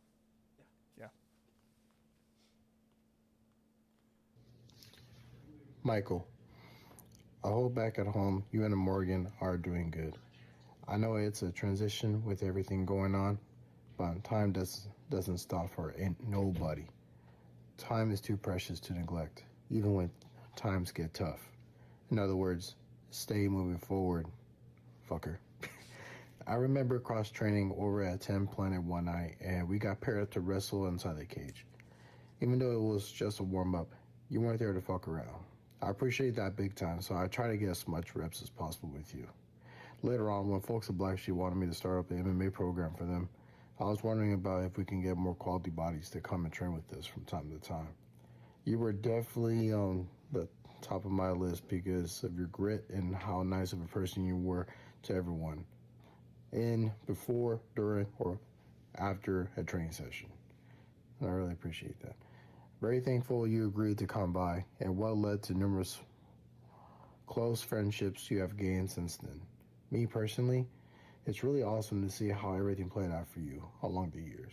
Even though you were training, competing, and coaching, I felt that someone like you deserves so much more and accomplish more. Working with you was always a good time. It was pad work, wall wrestling, or now your most recent feat of coaching a fellow brother. It was awesome to see that attention to detail we put in for the preparations. I would tell anybody that the worst thing about our time is watching you weight cut. It is part of the fight game, but seeing you and David Banta and during those sessions was always heartbreaking for me. Despite that, It made me even more motivated to overly prep in any way I can for you. Hope you know that even though I did my best, I wish I did more for you. Never got to tell anyone about this before, but hell, let's get it out now. It was always a priority to get a win with you in Banta. However, it was always the mission to have you guys come out of the fights unscathed and okay after every fight in front of your parents and Morgan. The love and relationships you had with them reminded me of my relationship with my family. That shit kept me up at night and writing notes on what else we needed to do as a unit. My way of thinking for us was always, why the fuck not? Why can't we go after this belt? Be a great ambassador for this promotion, build up events, and implement our jobs or hobbies to the fight game. I want it all, and I swear to God, I wanted you to have the best. While I'm out here doing the damn thing with the Navy, I fully expect you, as a brother, to do the same with the fight game, and anything you want to do. With that being said, don't you dare settle for less, because that's not what David or I would expect from you. I love you, brother. Danny. Drake. Drake. Oh, that's awesome. That's for you. Oh, wow. That's awesome. Thank you. You're welcome. Yeah, losing both of them back to back was tough. Like Danny said, he would dude, he put so much like work into me, and like just researching my opponents, and just like during the weight cuts, like getting off of work early and coming and rubbing me with Abilene and stuff. Like, I mean, he said that was the best part of the job, but hey, it's on video. It's on video. Look it up on YouTube. Just the amount of sacrifice that Danny also made, like, to be my coach and put in just like an immense amount of just focus on, making sure, like he said, that I would come out of the cage unscathed. It like I can't repay him enough for that. And even his like wedding gift, because he was invited to our wedding as well, but he couldn't because of the Navy. His wedding gift, even he's essentially like done as my coach, is because he's moving away, but as a wedding gift, he set it up, paid for me and Morgan to go out and cross train, or for me to go out and cross train in Las Vegas, and just get that opportunity and train with some of the best guys in the world, and make connections, and like said, like get as far as I can with it. He like, that's just one example, of how he just went above and beyond for me, to get to win fights, to get the belts, and like you said, like continue on like what we had planned. Danny was such a key part of that. Again, like it's gonna be, and it's still, I'm dealing with it now. Hard to feel that, and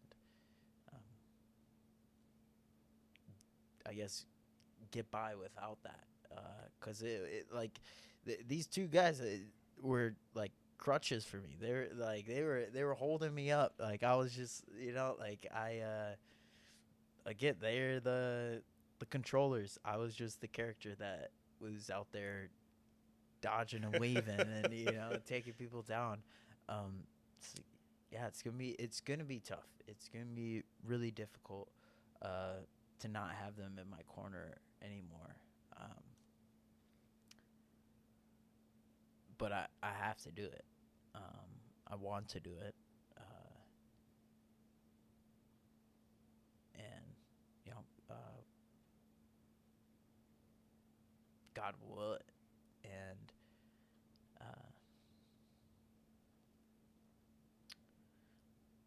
I just miss both of them. Danny, I'll see you again sometime, but like seeing them every day or not seeing them every day is definitely difficult.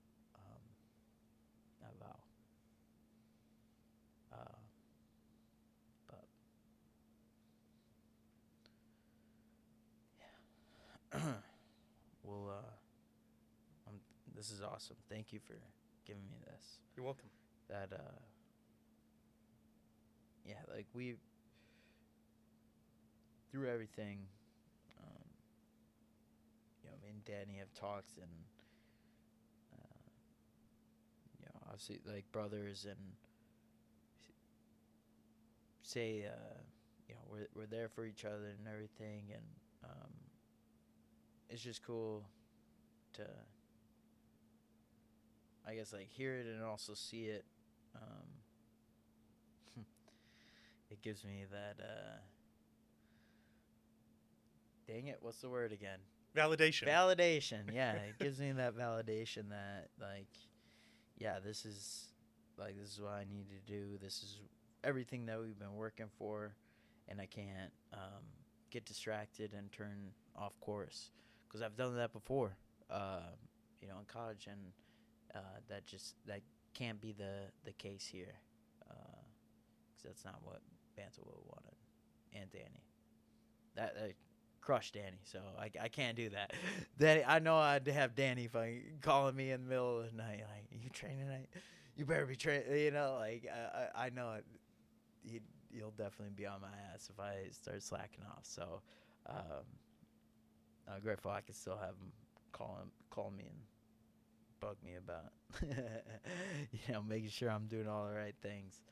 But yeah, I think that fight coming back from it though is going to be pretty special, and I know Banta will be there with me, 100% for sure. I believe that too. Danny has a question for you. Oh yeah. So I'm going to read you the question, give you some context, and then I'll ask you the question again. Okay.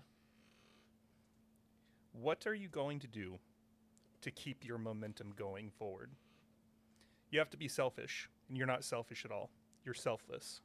But there has to be an on and off button to that. There's no in between. When you've been selfish, you've allowed yourself to become an MMA champ, and people wanted to be around you even more than they already did.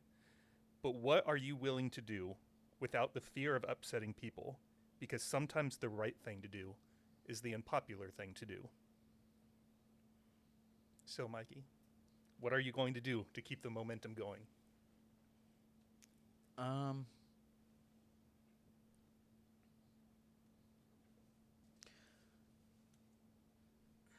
To keep the momentum going, I think I just gotta keep going bigger and better, and shooting for and doing things that excite me. I've denied fights before, just like because like it didn't entertain me, or it didn't I guess like light a fire under my ass like enough, it didn't like spark me enough. So I just continue to do things, one that excite me but also scare me at the same time, because I think every opponent I've been somewhat scared about, like, oh dude, he could do this, he could knock me out doing this or that, like like being scared is part of it, but keeping that that like drive of like, yeah, I want to do bigger and better things. I want to like fight for the UFC. I want to like wrestle at RAF. Like I want like and shooting for those big goals, because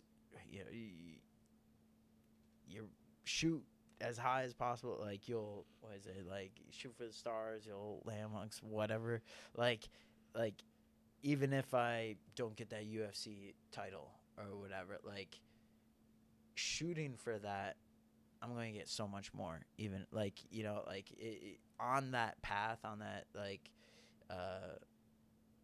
route to try to get there, like there's going to be so many other wins along it.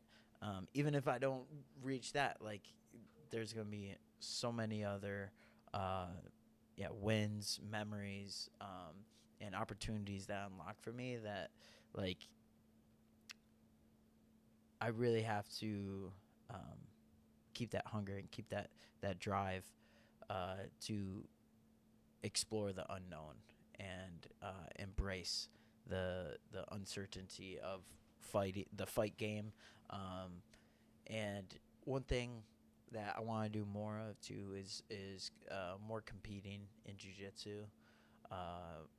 At Banta's Celebration of Life, I had the honor like setting up his awards table. So like all the like belts and medals and trophies I won through grappling and fighting. Like I set it all up, and I was just amazed at how many like medals and stuff they had and all the competitions they did. I was like, dang, this guy was like always competing. Like he always threw himself in the fire. And now that like I starting out, I did that a lot. I was doing a lot of jiu-jitsu competitions, and then towards like I guess like a little more recently, I've been a little more conservative about like where I compete at, and I guess like what promotions or when I compete. And I want to kind of get rid of that a little bit. I want to go back to the old ways, and also go back to my old ways of like cross training more. Like that trip out to Vegas was so awesome, getting to meet new people and train with them and see new styles and see the caliber and like where I stand, you know, against like the these top guys. Like I mean, Rob was out there, and there's this guy named Stav who won the Cage Fury belt like 2 weeks after I was there. We trained together, and he's a undefeated pro. I think he's like 9-0 now or 8-0 after winning that belt, and like he's really good. And we had amazing rounds together, and like he pulled me to the side and he was just asking me a bunch of questions like, how long am I there? I told him a week, and he's like, not long enough. He's not like, and he's just like, you need to come out here more. And that was cool to hear. And he's like, obviously he wasn't talking about like Marab and stuff, but he's like, these guys can't hang with me. He's like, you can hang with me. And I'm like, oh, okay. I was like, all right, bet. Like, I mean, I definitely felt that, but like, you know, separating from your ego and telling me that is like pretty cool, you know, like that means a lot. Again, that validation. I swear that's coming back. Yeah, it is. It's that validation, needing that validation. It's nice to hear. And you know, I guess like that whole, like you said, like confidence, like when I was a kid, like growing up and in middle school and high school, it came from, I guess, like that insecurity of being the little guy in the room and stuff. But it's driven me to also like, you know, be more and try to do more, and kind of like seek that validation. Even so, like it comes from, I guess, like a little bit of insecurity, but I mean, right now it's kind of seeming like my superpower, you know, like it's helping me. Whether, you know, it's just turning a negative thing where I can just sulk about and be like, oh, I'm too small, I can't do this, I can't do that, like, or being like, nah, I can, like, I'm a man, like I'm a big guy, you know, like even though I'm not, like I can think it, and I can start to do things that I couldn't if I thought otherwise. You know, just like my coach said, like can't go out there already thinking you're losing. You know, you gotta go out there and think you're gonna win no matter what, even if the guy's Goliath, you know? Like, you gotta go out there and face him head first. Wrestling has taught me that completely, 100%. Yeah, nothing else. A lot of, like, why I'm here and not in jail or wherever is definitely attributed to wrestling, 100%, because I like to have fun, and fun can get disastrous, you know, really quick. So, I'm just so lucky that I had wrestling to, you know, corral me back in and not box me in, but stay level-headed and try to stay on the right path, you know, because when I didn't have wrestling, that's when stuff hit the fan. You know, like, that's when I busted my whole face, you know, and, like, wasn't focusing on wrestling or focusing on being better. 'Cause I guess that's all it really is. It's just what's gonna drive you, what's going to keep me, you know, on this trajectory and with this momentum, and that's just constant self improvement and trying to strive for better. And do better, because, like, I mean, there's still so much that I can do better with, and, like, as far as, like, time management and, you know, focus, reading more, yeah, just little lifestyle things, like not being, you know, reliant on caffeine and stuff like that. Like, there's a lot of things that I can improve on, but I swear, like, each fight camp I get, like, a little bit better at one thing or another. Like, these little things, they really start to add up, and that's why, like, I've, I guess, like, gotten to where I am now, because, like, I should not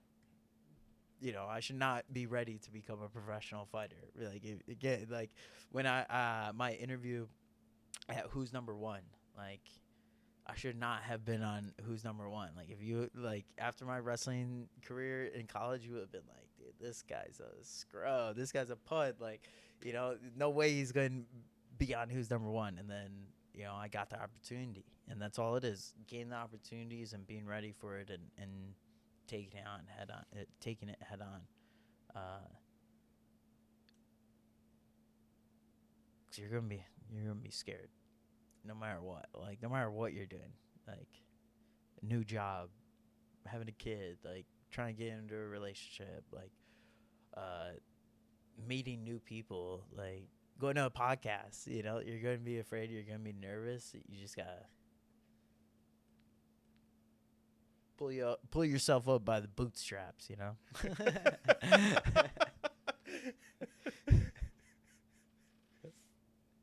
Kinda. You can only do that so much. You need some people around you as well.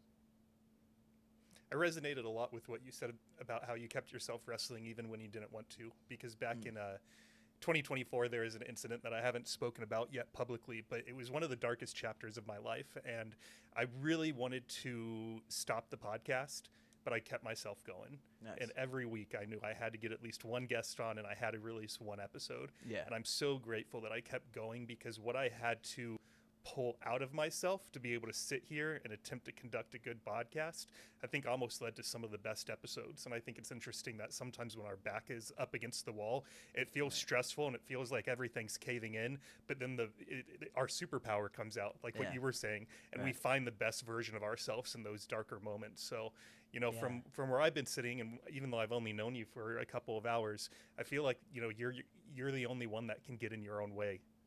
You know, by allowing yourself to fall into those distractions, whether that's drinking or, you know, laying on the floor thinking that the world is coming to an end. You're the only one that can stop you. So I hope that as you navigate what I think is going to be a very successful career in fighting, that you don't let you get in your way. Thank you. Yeah, actually, I posted a reel not too long ago about that, like, all right, like, I got to this point. All right, now your next obstacle, your next opponent is you, like myself. And that's 100% true, especially like where I'm at now. And I'm just grateful that one, I found my faith, and two, I have a great woman by my side to make sure that doesn't happen. Um, because she would like we are very different. We're similar in like I guess like personalities, but like we're very different, but compatible at the same time. Like we fit like puzzle pieces because where I excel at, she may, have a little weakness at, and then vice versa, in all aspects of life. And I'm just super grateful that she keeps me in line and holds me accountable. But then at the same time, she'll be there right by my side after getting knocked out. Patting me on the back like you'll get them next time. You get the both the best of both worlds with Morgan. It's the love and it's the hard love. Like get your shit done. Which I need sometimes because I'm like she's very analytical and like a type A person. I'm a very type B, go with the flow, like relax, like it is what it is. So like especially like in today's society, like that go with the flow doesn't work so much, So she really helps me dot my T's and cross my T's and dot my I's in like the life aspect. She doesn't do too much with the training. We have done a little bit of pad work before Danny left. He did a pad session with her. So because like she's not into any grappling or jiu-jitsu, like she's way too up close personal for her. But she was interested in the striking, possibly. But she never like mentioned to do it, wanting to do it or whatever. Like never initiated it. And then Danny offered it to her, and she's like, "Okay, yeah, let's do that." And then one morning we went over to Val, and she was cracking the pads, and she was doing pretty well. Still like very awkward, but like she was putting some heat on him, which was cool to see. We just need to keep doing that a little bit more, Morgan. Make a point to do that. But yeah, that's always fun. But she leaves the training and stuff up to me. But everything else in life, like she really helps me with, and just makes it so like, especially during fight camp, all I have to think about is fight camp. Because man, in fight camp, I'm just so dialed, and you just gotta be so crazy and just 110% that like everything else just like really doesn't matter to me. So like it like obviously I still gotta worry about daily duties, work and stuff like that, but like main focus, what I'm thinking about 100% of that time is that fight and that opponent. And yeah, I become a little just obsessive about it. But she really helps me, and is understanding too. Like, oh man, this is a great story. So, not when I defended my tapper scrap belt, 125 on the dot. I was a pound over before we headed down to Victoria, and I was sucked up. I was already dry, barely like not sweating at all, and I was like, Maury, we gotta blast the heat all the way, all 2 hours. And she's like, all right, let's do it. And she was just in like a sports bra and some biker shorts, and I had a long sleeve, a hoodie, a winter jacket, and I had my sauna suit on, and then all of that, and the winter jacket and sweats, and I like, she was dripping sweat the whole time, all the way down there, and I'm barely just beating above my lip, and I'm dying, like I'm going in and out of consciousness, and she's like trying to check on me, make sure I'm like awake and stuff. And we finally get there, and I'm like point 0.1 over, and I like just ran to the bathroom, try to squeeze out whatever I could, and I made it. But I had to get naked. They had to put the like drapes around me, and I had to get naked, and I made it.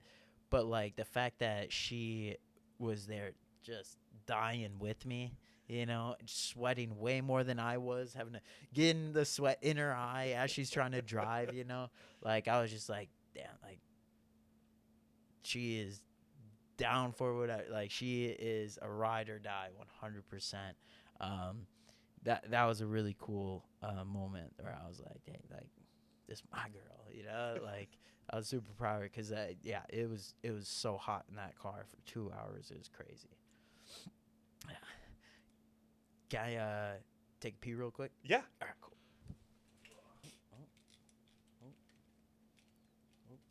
You can do it. I don't want. Okay. Here we go. Now we're cooking. He can take a man out in the ring, but Yeah. putting on a pair of headphones. Right. Mikey, this has been so much fun. I really appreciated all of your stories and your time and just the generosity of going to potentially difficult places with me today. Is there anyone or anything that you want to shout out?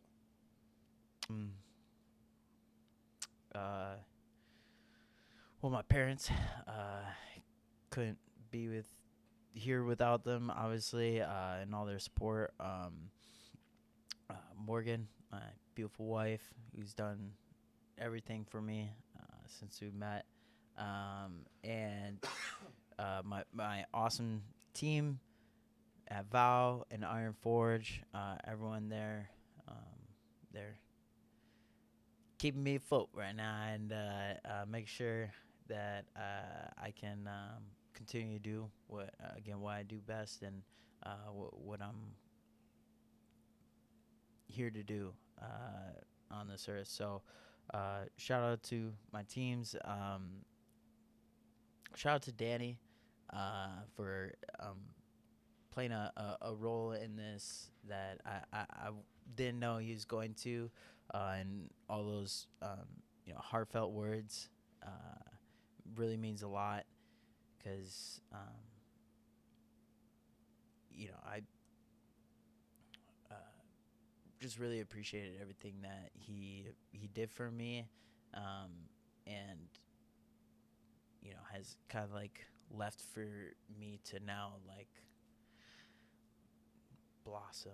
I don't know, like I'm a peacock. You gotta let me fly, but like he really just like kind of put me on a pedestal, and just the way he talks in that message is like how he'd talk in person to me too, and just really uplifting motivational words that helped me get in those cages and helped me believe in myself that nobody can beat me, and I can beat up anyone no matter who stands in front of me.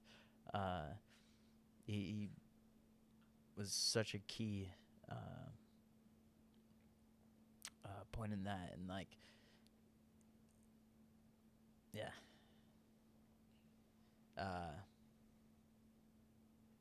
And shout out to Mo for being here. Thank you, Mo, for coming and putting in your 2 cents, and also being a great just rock for me as well during these tough times. Another brother that I made here in Austin, and it's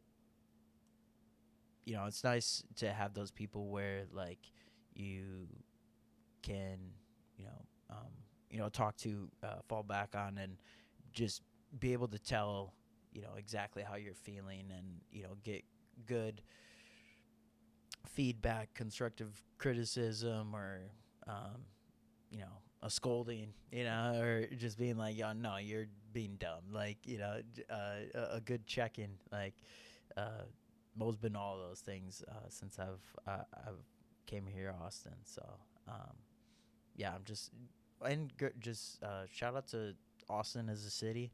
I know it gets a bad rap now. Does it? And I mean, like, people are like saying, it's not what it once was, and stuff like that. The And locals. yeah, Yes. yeah, and like, just being called like a tech bro, like place hub and stuff like that. I think, like, I came here for opportunities. We moved here for opportunities, and Austin has given us, exactly what we came here for, and it continues to do that. Um, you know, even though we gotta assimilate as part of the rat race.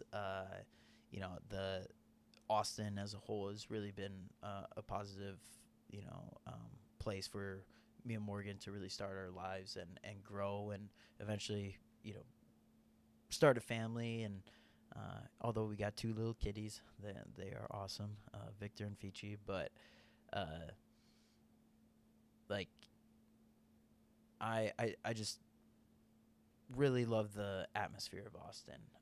I think it kind of like the southern hospitality is very similar to the like Midwestern, like, just hospitality, and just like, being nice to people, saying thank you, saying yes ma'am, no ma'am, like stuff like that.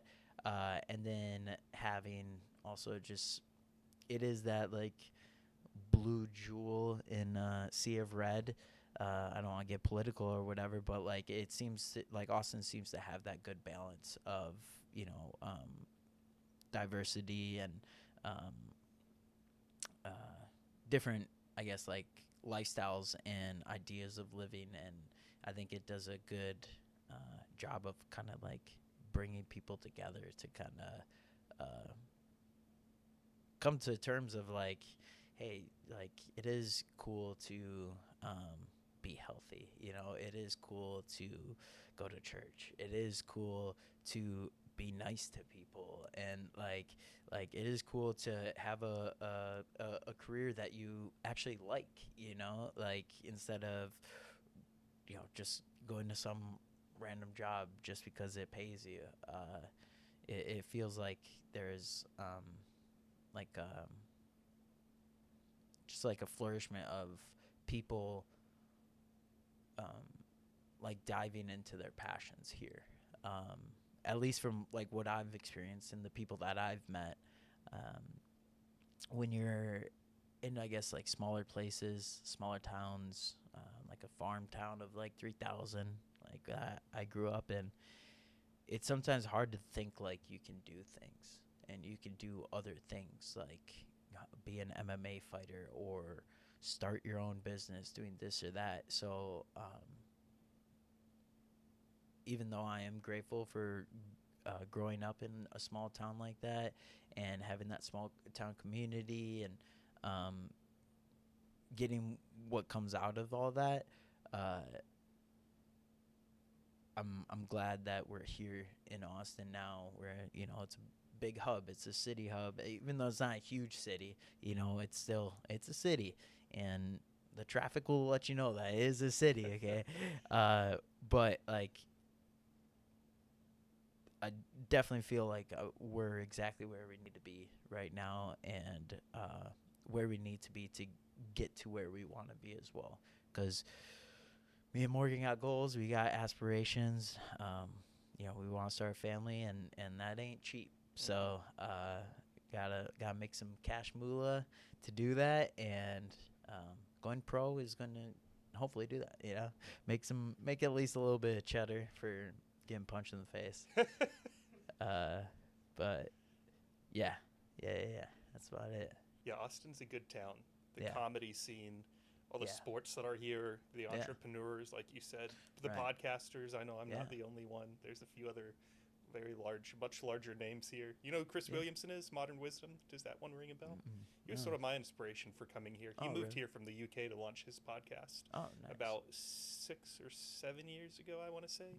But yeah, people might not like that it's not the small field town vibe that it used to be. But look what it's Right. turned into. It's so Right. cool. Like, I was talking with a friend about this last night. We're so grateful to live here. Mhm. There's nowhere else we'd rather be. Yeah, yeah, and I like. I just think it feels besides traffic, it feels like that perfect like balance of like a big city and still like community oriented.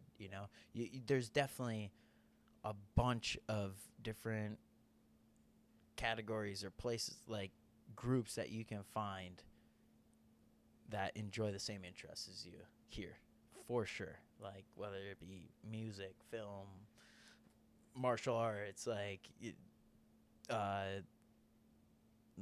mean, now a bunch of influencers are coming here and they're getting huge price cuts in their rent because they're an influencer, which I think is crazy. Really? Yes. Buildings downtown, like these big skyscrapers that charge crazy rent for anyone, are now like giving price cuts if you're like a big influencer because would make content in that place and hopefully drive people to go there and potentially live there, I guess, and stuff. Like, yeah, it sounds illegal to me, but like, I mean, what really, like, our government's insider trading, so like nothing's really illegal. I feel like besides killing someone, but it's mean, crazy nowadays. I've never called myself an influencer. I hate that term, but if I know Yeah. I can get my rent slashed, Right. maybe I'm an influencer all of a Right, sudden. yeah, like, I don't feel sign me so up. bad saying it Yeah, anymore. right. Saving myself a few Yeah. dollars. Might as well, because these rent prices are crazy. They keep going up. It's nuts. But yeah, no, I definitely love Austin, and like again, everything it's given us as far as opportunities and the people that we've met here. It's been such a gift. I knew growing up that I always wanted to live in like a big city. I wanted to get out of that farm town and hit the big city and whatnot. And I'm just glad it was here, because we were living in Seattle for a bit, but that was during COVID, and it was just really tough living there. Like it just like they started closing down trails and like to hike on and stuff. Smart. You're right. Like it's like, dude, like we're outside. Like, that was someone like on the sign like spray painted. You can't close public land. And people are still like walking right through it and being like, "Heck no, you're not going to close our trails and stuff." But no, yeah, Austin, we just got to preserve it. We got not let it get so like, not let huge corporations come in like monetize Zilker Park. Like, I just think that when you start doing that and just putting money into it loses its essence. Like, I mean, I think like, Rainy Street's a great example. It used to be just this awesome like strip that full of bars and mom and pop like shops and bars that were old houses, and then they were converted and they had like a good backyard and stuff, and like not like now another condominium pulled up, like another apartment building put up, and it's just like, all right, I get you can make a lot of money on real estate, but like you're somewhat like tarnishing like what made Austin when you're taking out everything that was already there and then putting in something just to make more money. Like it just, you start to ruin the like culture of it, I think. And we just gotta try and preserve the good stuff. Like, I don't know, I just saw another a candy store off an airport that that was open for like 100 years and it closed. Like,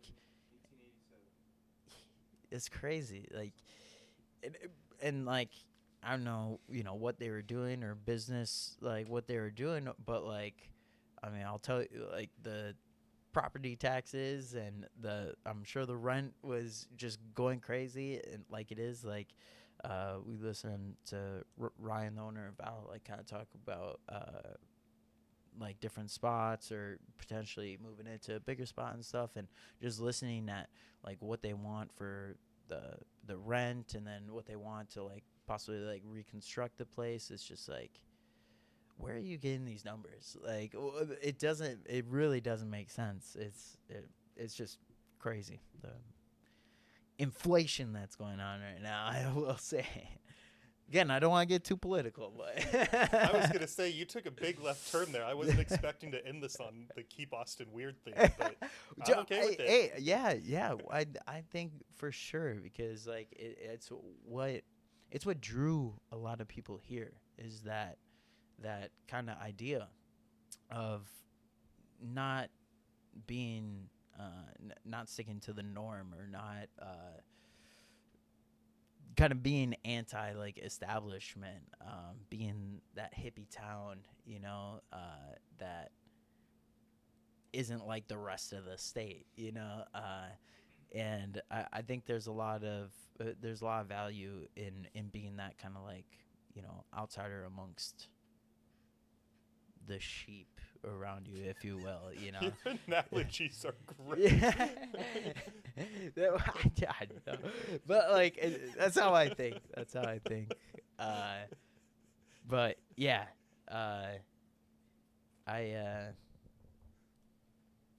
just grateful where I'm at, and the people around me are a huge part of that. Like, it's definitely not me. Like, if it was just me, I don't know where I'd be. Like, it's definitely the people that I surround myself with that have helped me, get to where I am now, and where I'm gonna go. 'Cause we ain't done yet. We're just getting started. Ain't done yet. We're just getting started. So, yeah. Thank you for having me on. This is really cool. Love the space. I love the fact that I came in, and you're fellow Deadhead. I turned that on for you. Oh, okay. Yeah, I love the Grateful Dead. I love that sort of music. That, like, I have four artists I play for the kids when I coach them at Val. It's Red Hot Chili Peppers. Good. It's Sublime. Excellent. Okay, five. I should say five. It's Bob Marley, and then the Grateful Dead, and then the Beatles. Like, those are the five that I'll just like rotate through for just background music during the kids' class, because you can't have like Travis Scott yelling, like it just doesn't work. But yeah, those are my go-tos. So love the fact that you had them playing when we walked in. That's a great awesome list. Yeah. It's just very it's funky music that people can move to, and you don't. I mean, you can definitely think about the words and stuff, but you can just vibe to it, and there's no real profanity in it at all. So yeah, I love rotating through those five. Yeah. Do you have fun? Yeah, I did. This is awesome. Like, I've only done a podcast where it was like over Skype, and that was only like 30 minutes or so. So this is like, I feel like my first like real official podcast. So this is really cool. This is fun. I think we definitely like talked about everything that I thought we would. Got a little deeper than I thought I was going to, but it was good. I'm glad I did, and I'm glad I like was able to just talk about like some things like people may not know about me. That's a little tucked in, and not just showing out to the world. But yeah, no, this is awesome. Appreciate it. Yeah, man, I had fun too. I can't wait to release this one. Heck yeah. So Heck it'll yeah, be I'm about glad. a 3-week wait, I think. So Okay. we'll work though. Yeah. We'll be patient. Heck yeah. Yeah. No, I'm happy. I definitely like wanted to make sure that it was like worth your while as well. Oh, I hell don't want to bore anyone. But yeah. How do you like the dreads? Like the dreads? I love them. Like them? Okay. Yeah. As soon as you showed up, I started smiling, partly because of the dreads. I was like, Oh, fuck yeah, these are sick. Thanks. Do you like them? Yeah, I do. It's just, man, they're itchy. They're itchy. That's what I've heard. So like, I was contemplating it for a bit, and then like after the wedding, because having long hair is really annoying in training, especially MMA and just any sort of striking, because it just blocks your vision. But I like having longer hair than shorter hair, and the dreads are a perfect, like, I guess, way to not have my hair like totally in my face. Since they're bunched up, it's a lot easier to like look through them, I guess. But yeah, so I get married, and then I get a tattoo, my first tattoo on my neck, and then I get the dreads, and my Morgan's like, "Who are you? Like, who did I marry? What's that?" But I show up to my parents for Memorial Day, and I was expecting my dad to be like, "What the heck?" Because he told me not to do it, like when I brought it up a long time ago, and then I show up, and right away he's just like, "Jamaican man." I was expecting a way more like, "What the heck should you do to your hair?" But he was just like, "Jamaican man." I'm like, "Yeah, Dad, you get it." It's like, but yeah, I like them. They're just a little itchy. I just gotta, I gotta take care of them. I thought they'd be like, low maintenance, but they're like the exact opposite of that.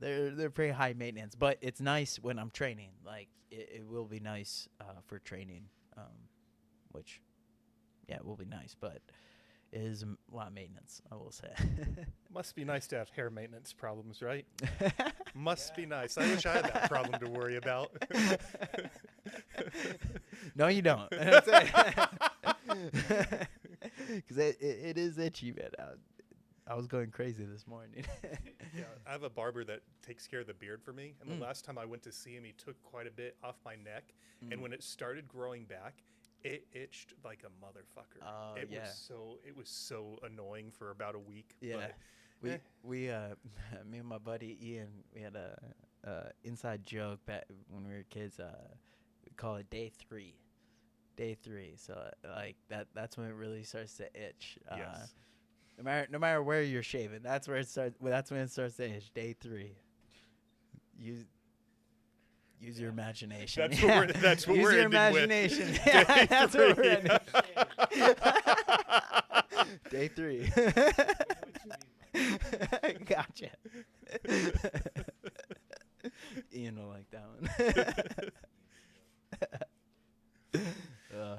Well, Mikey, this was so much fun. Thank you so Awesome. much for Thank you. everything. I really appreciate it. That was not boring. You did not disappoint. I would Awesome. have you on again. Would love to keep in touch with you and find out how your journey progresses over the next couple of years. So Yeah, we'll let's stay do in it. touch.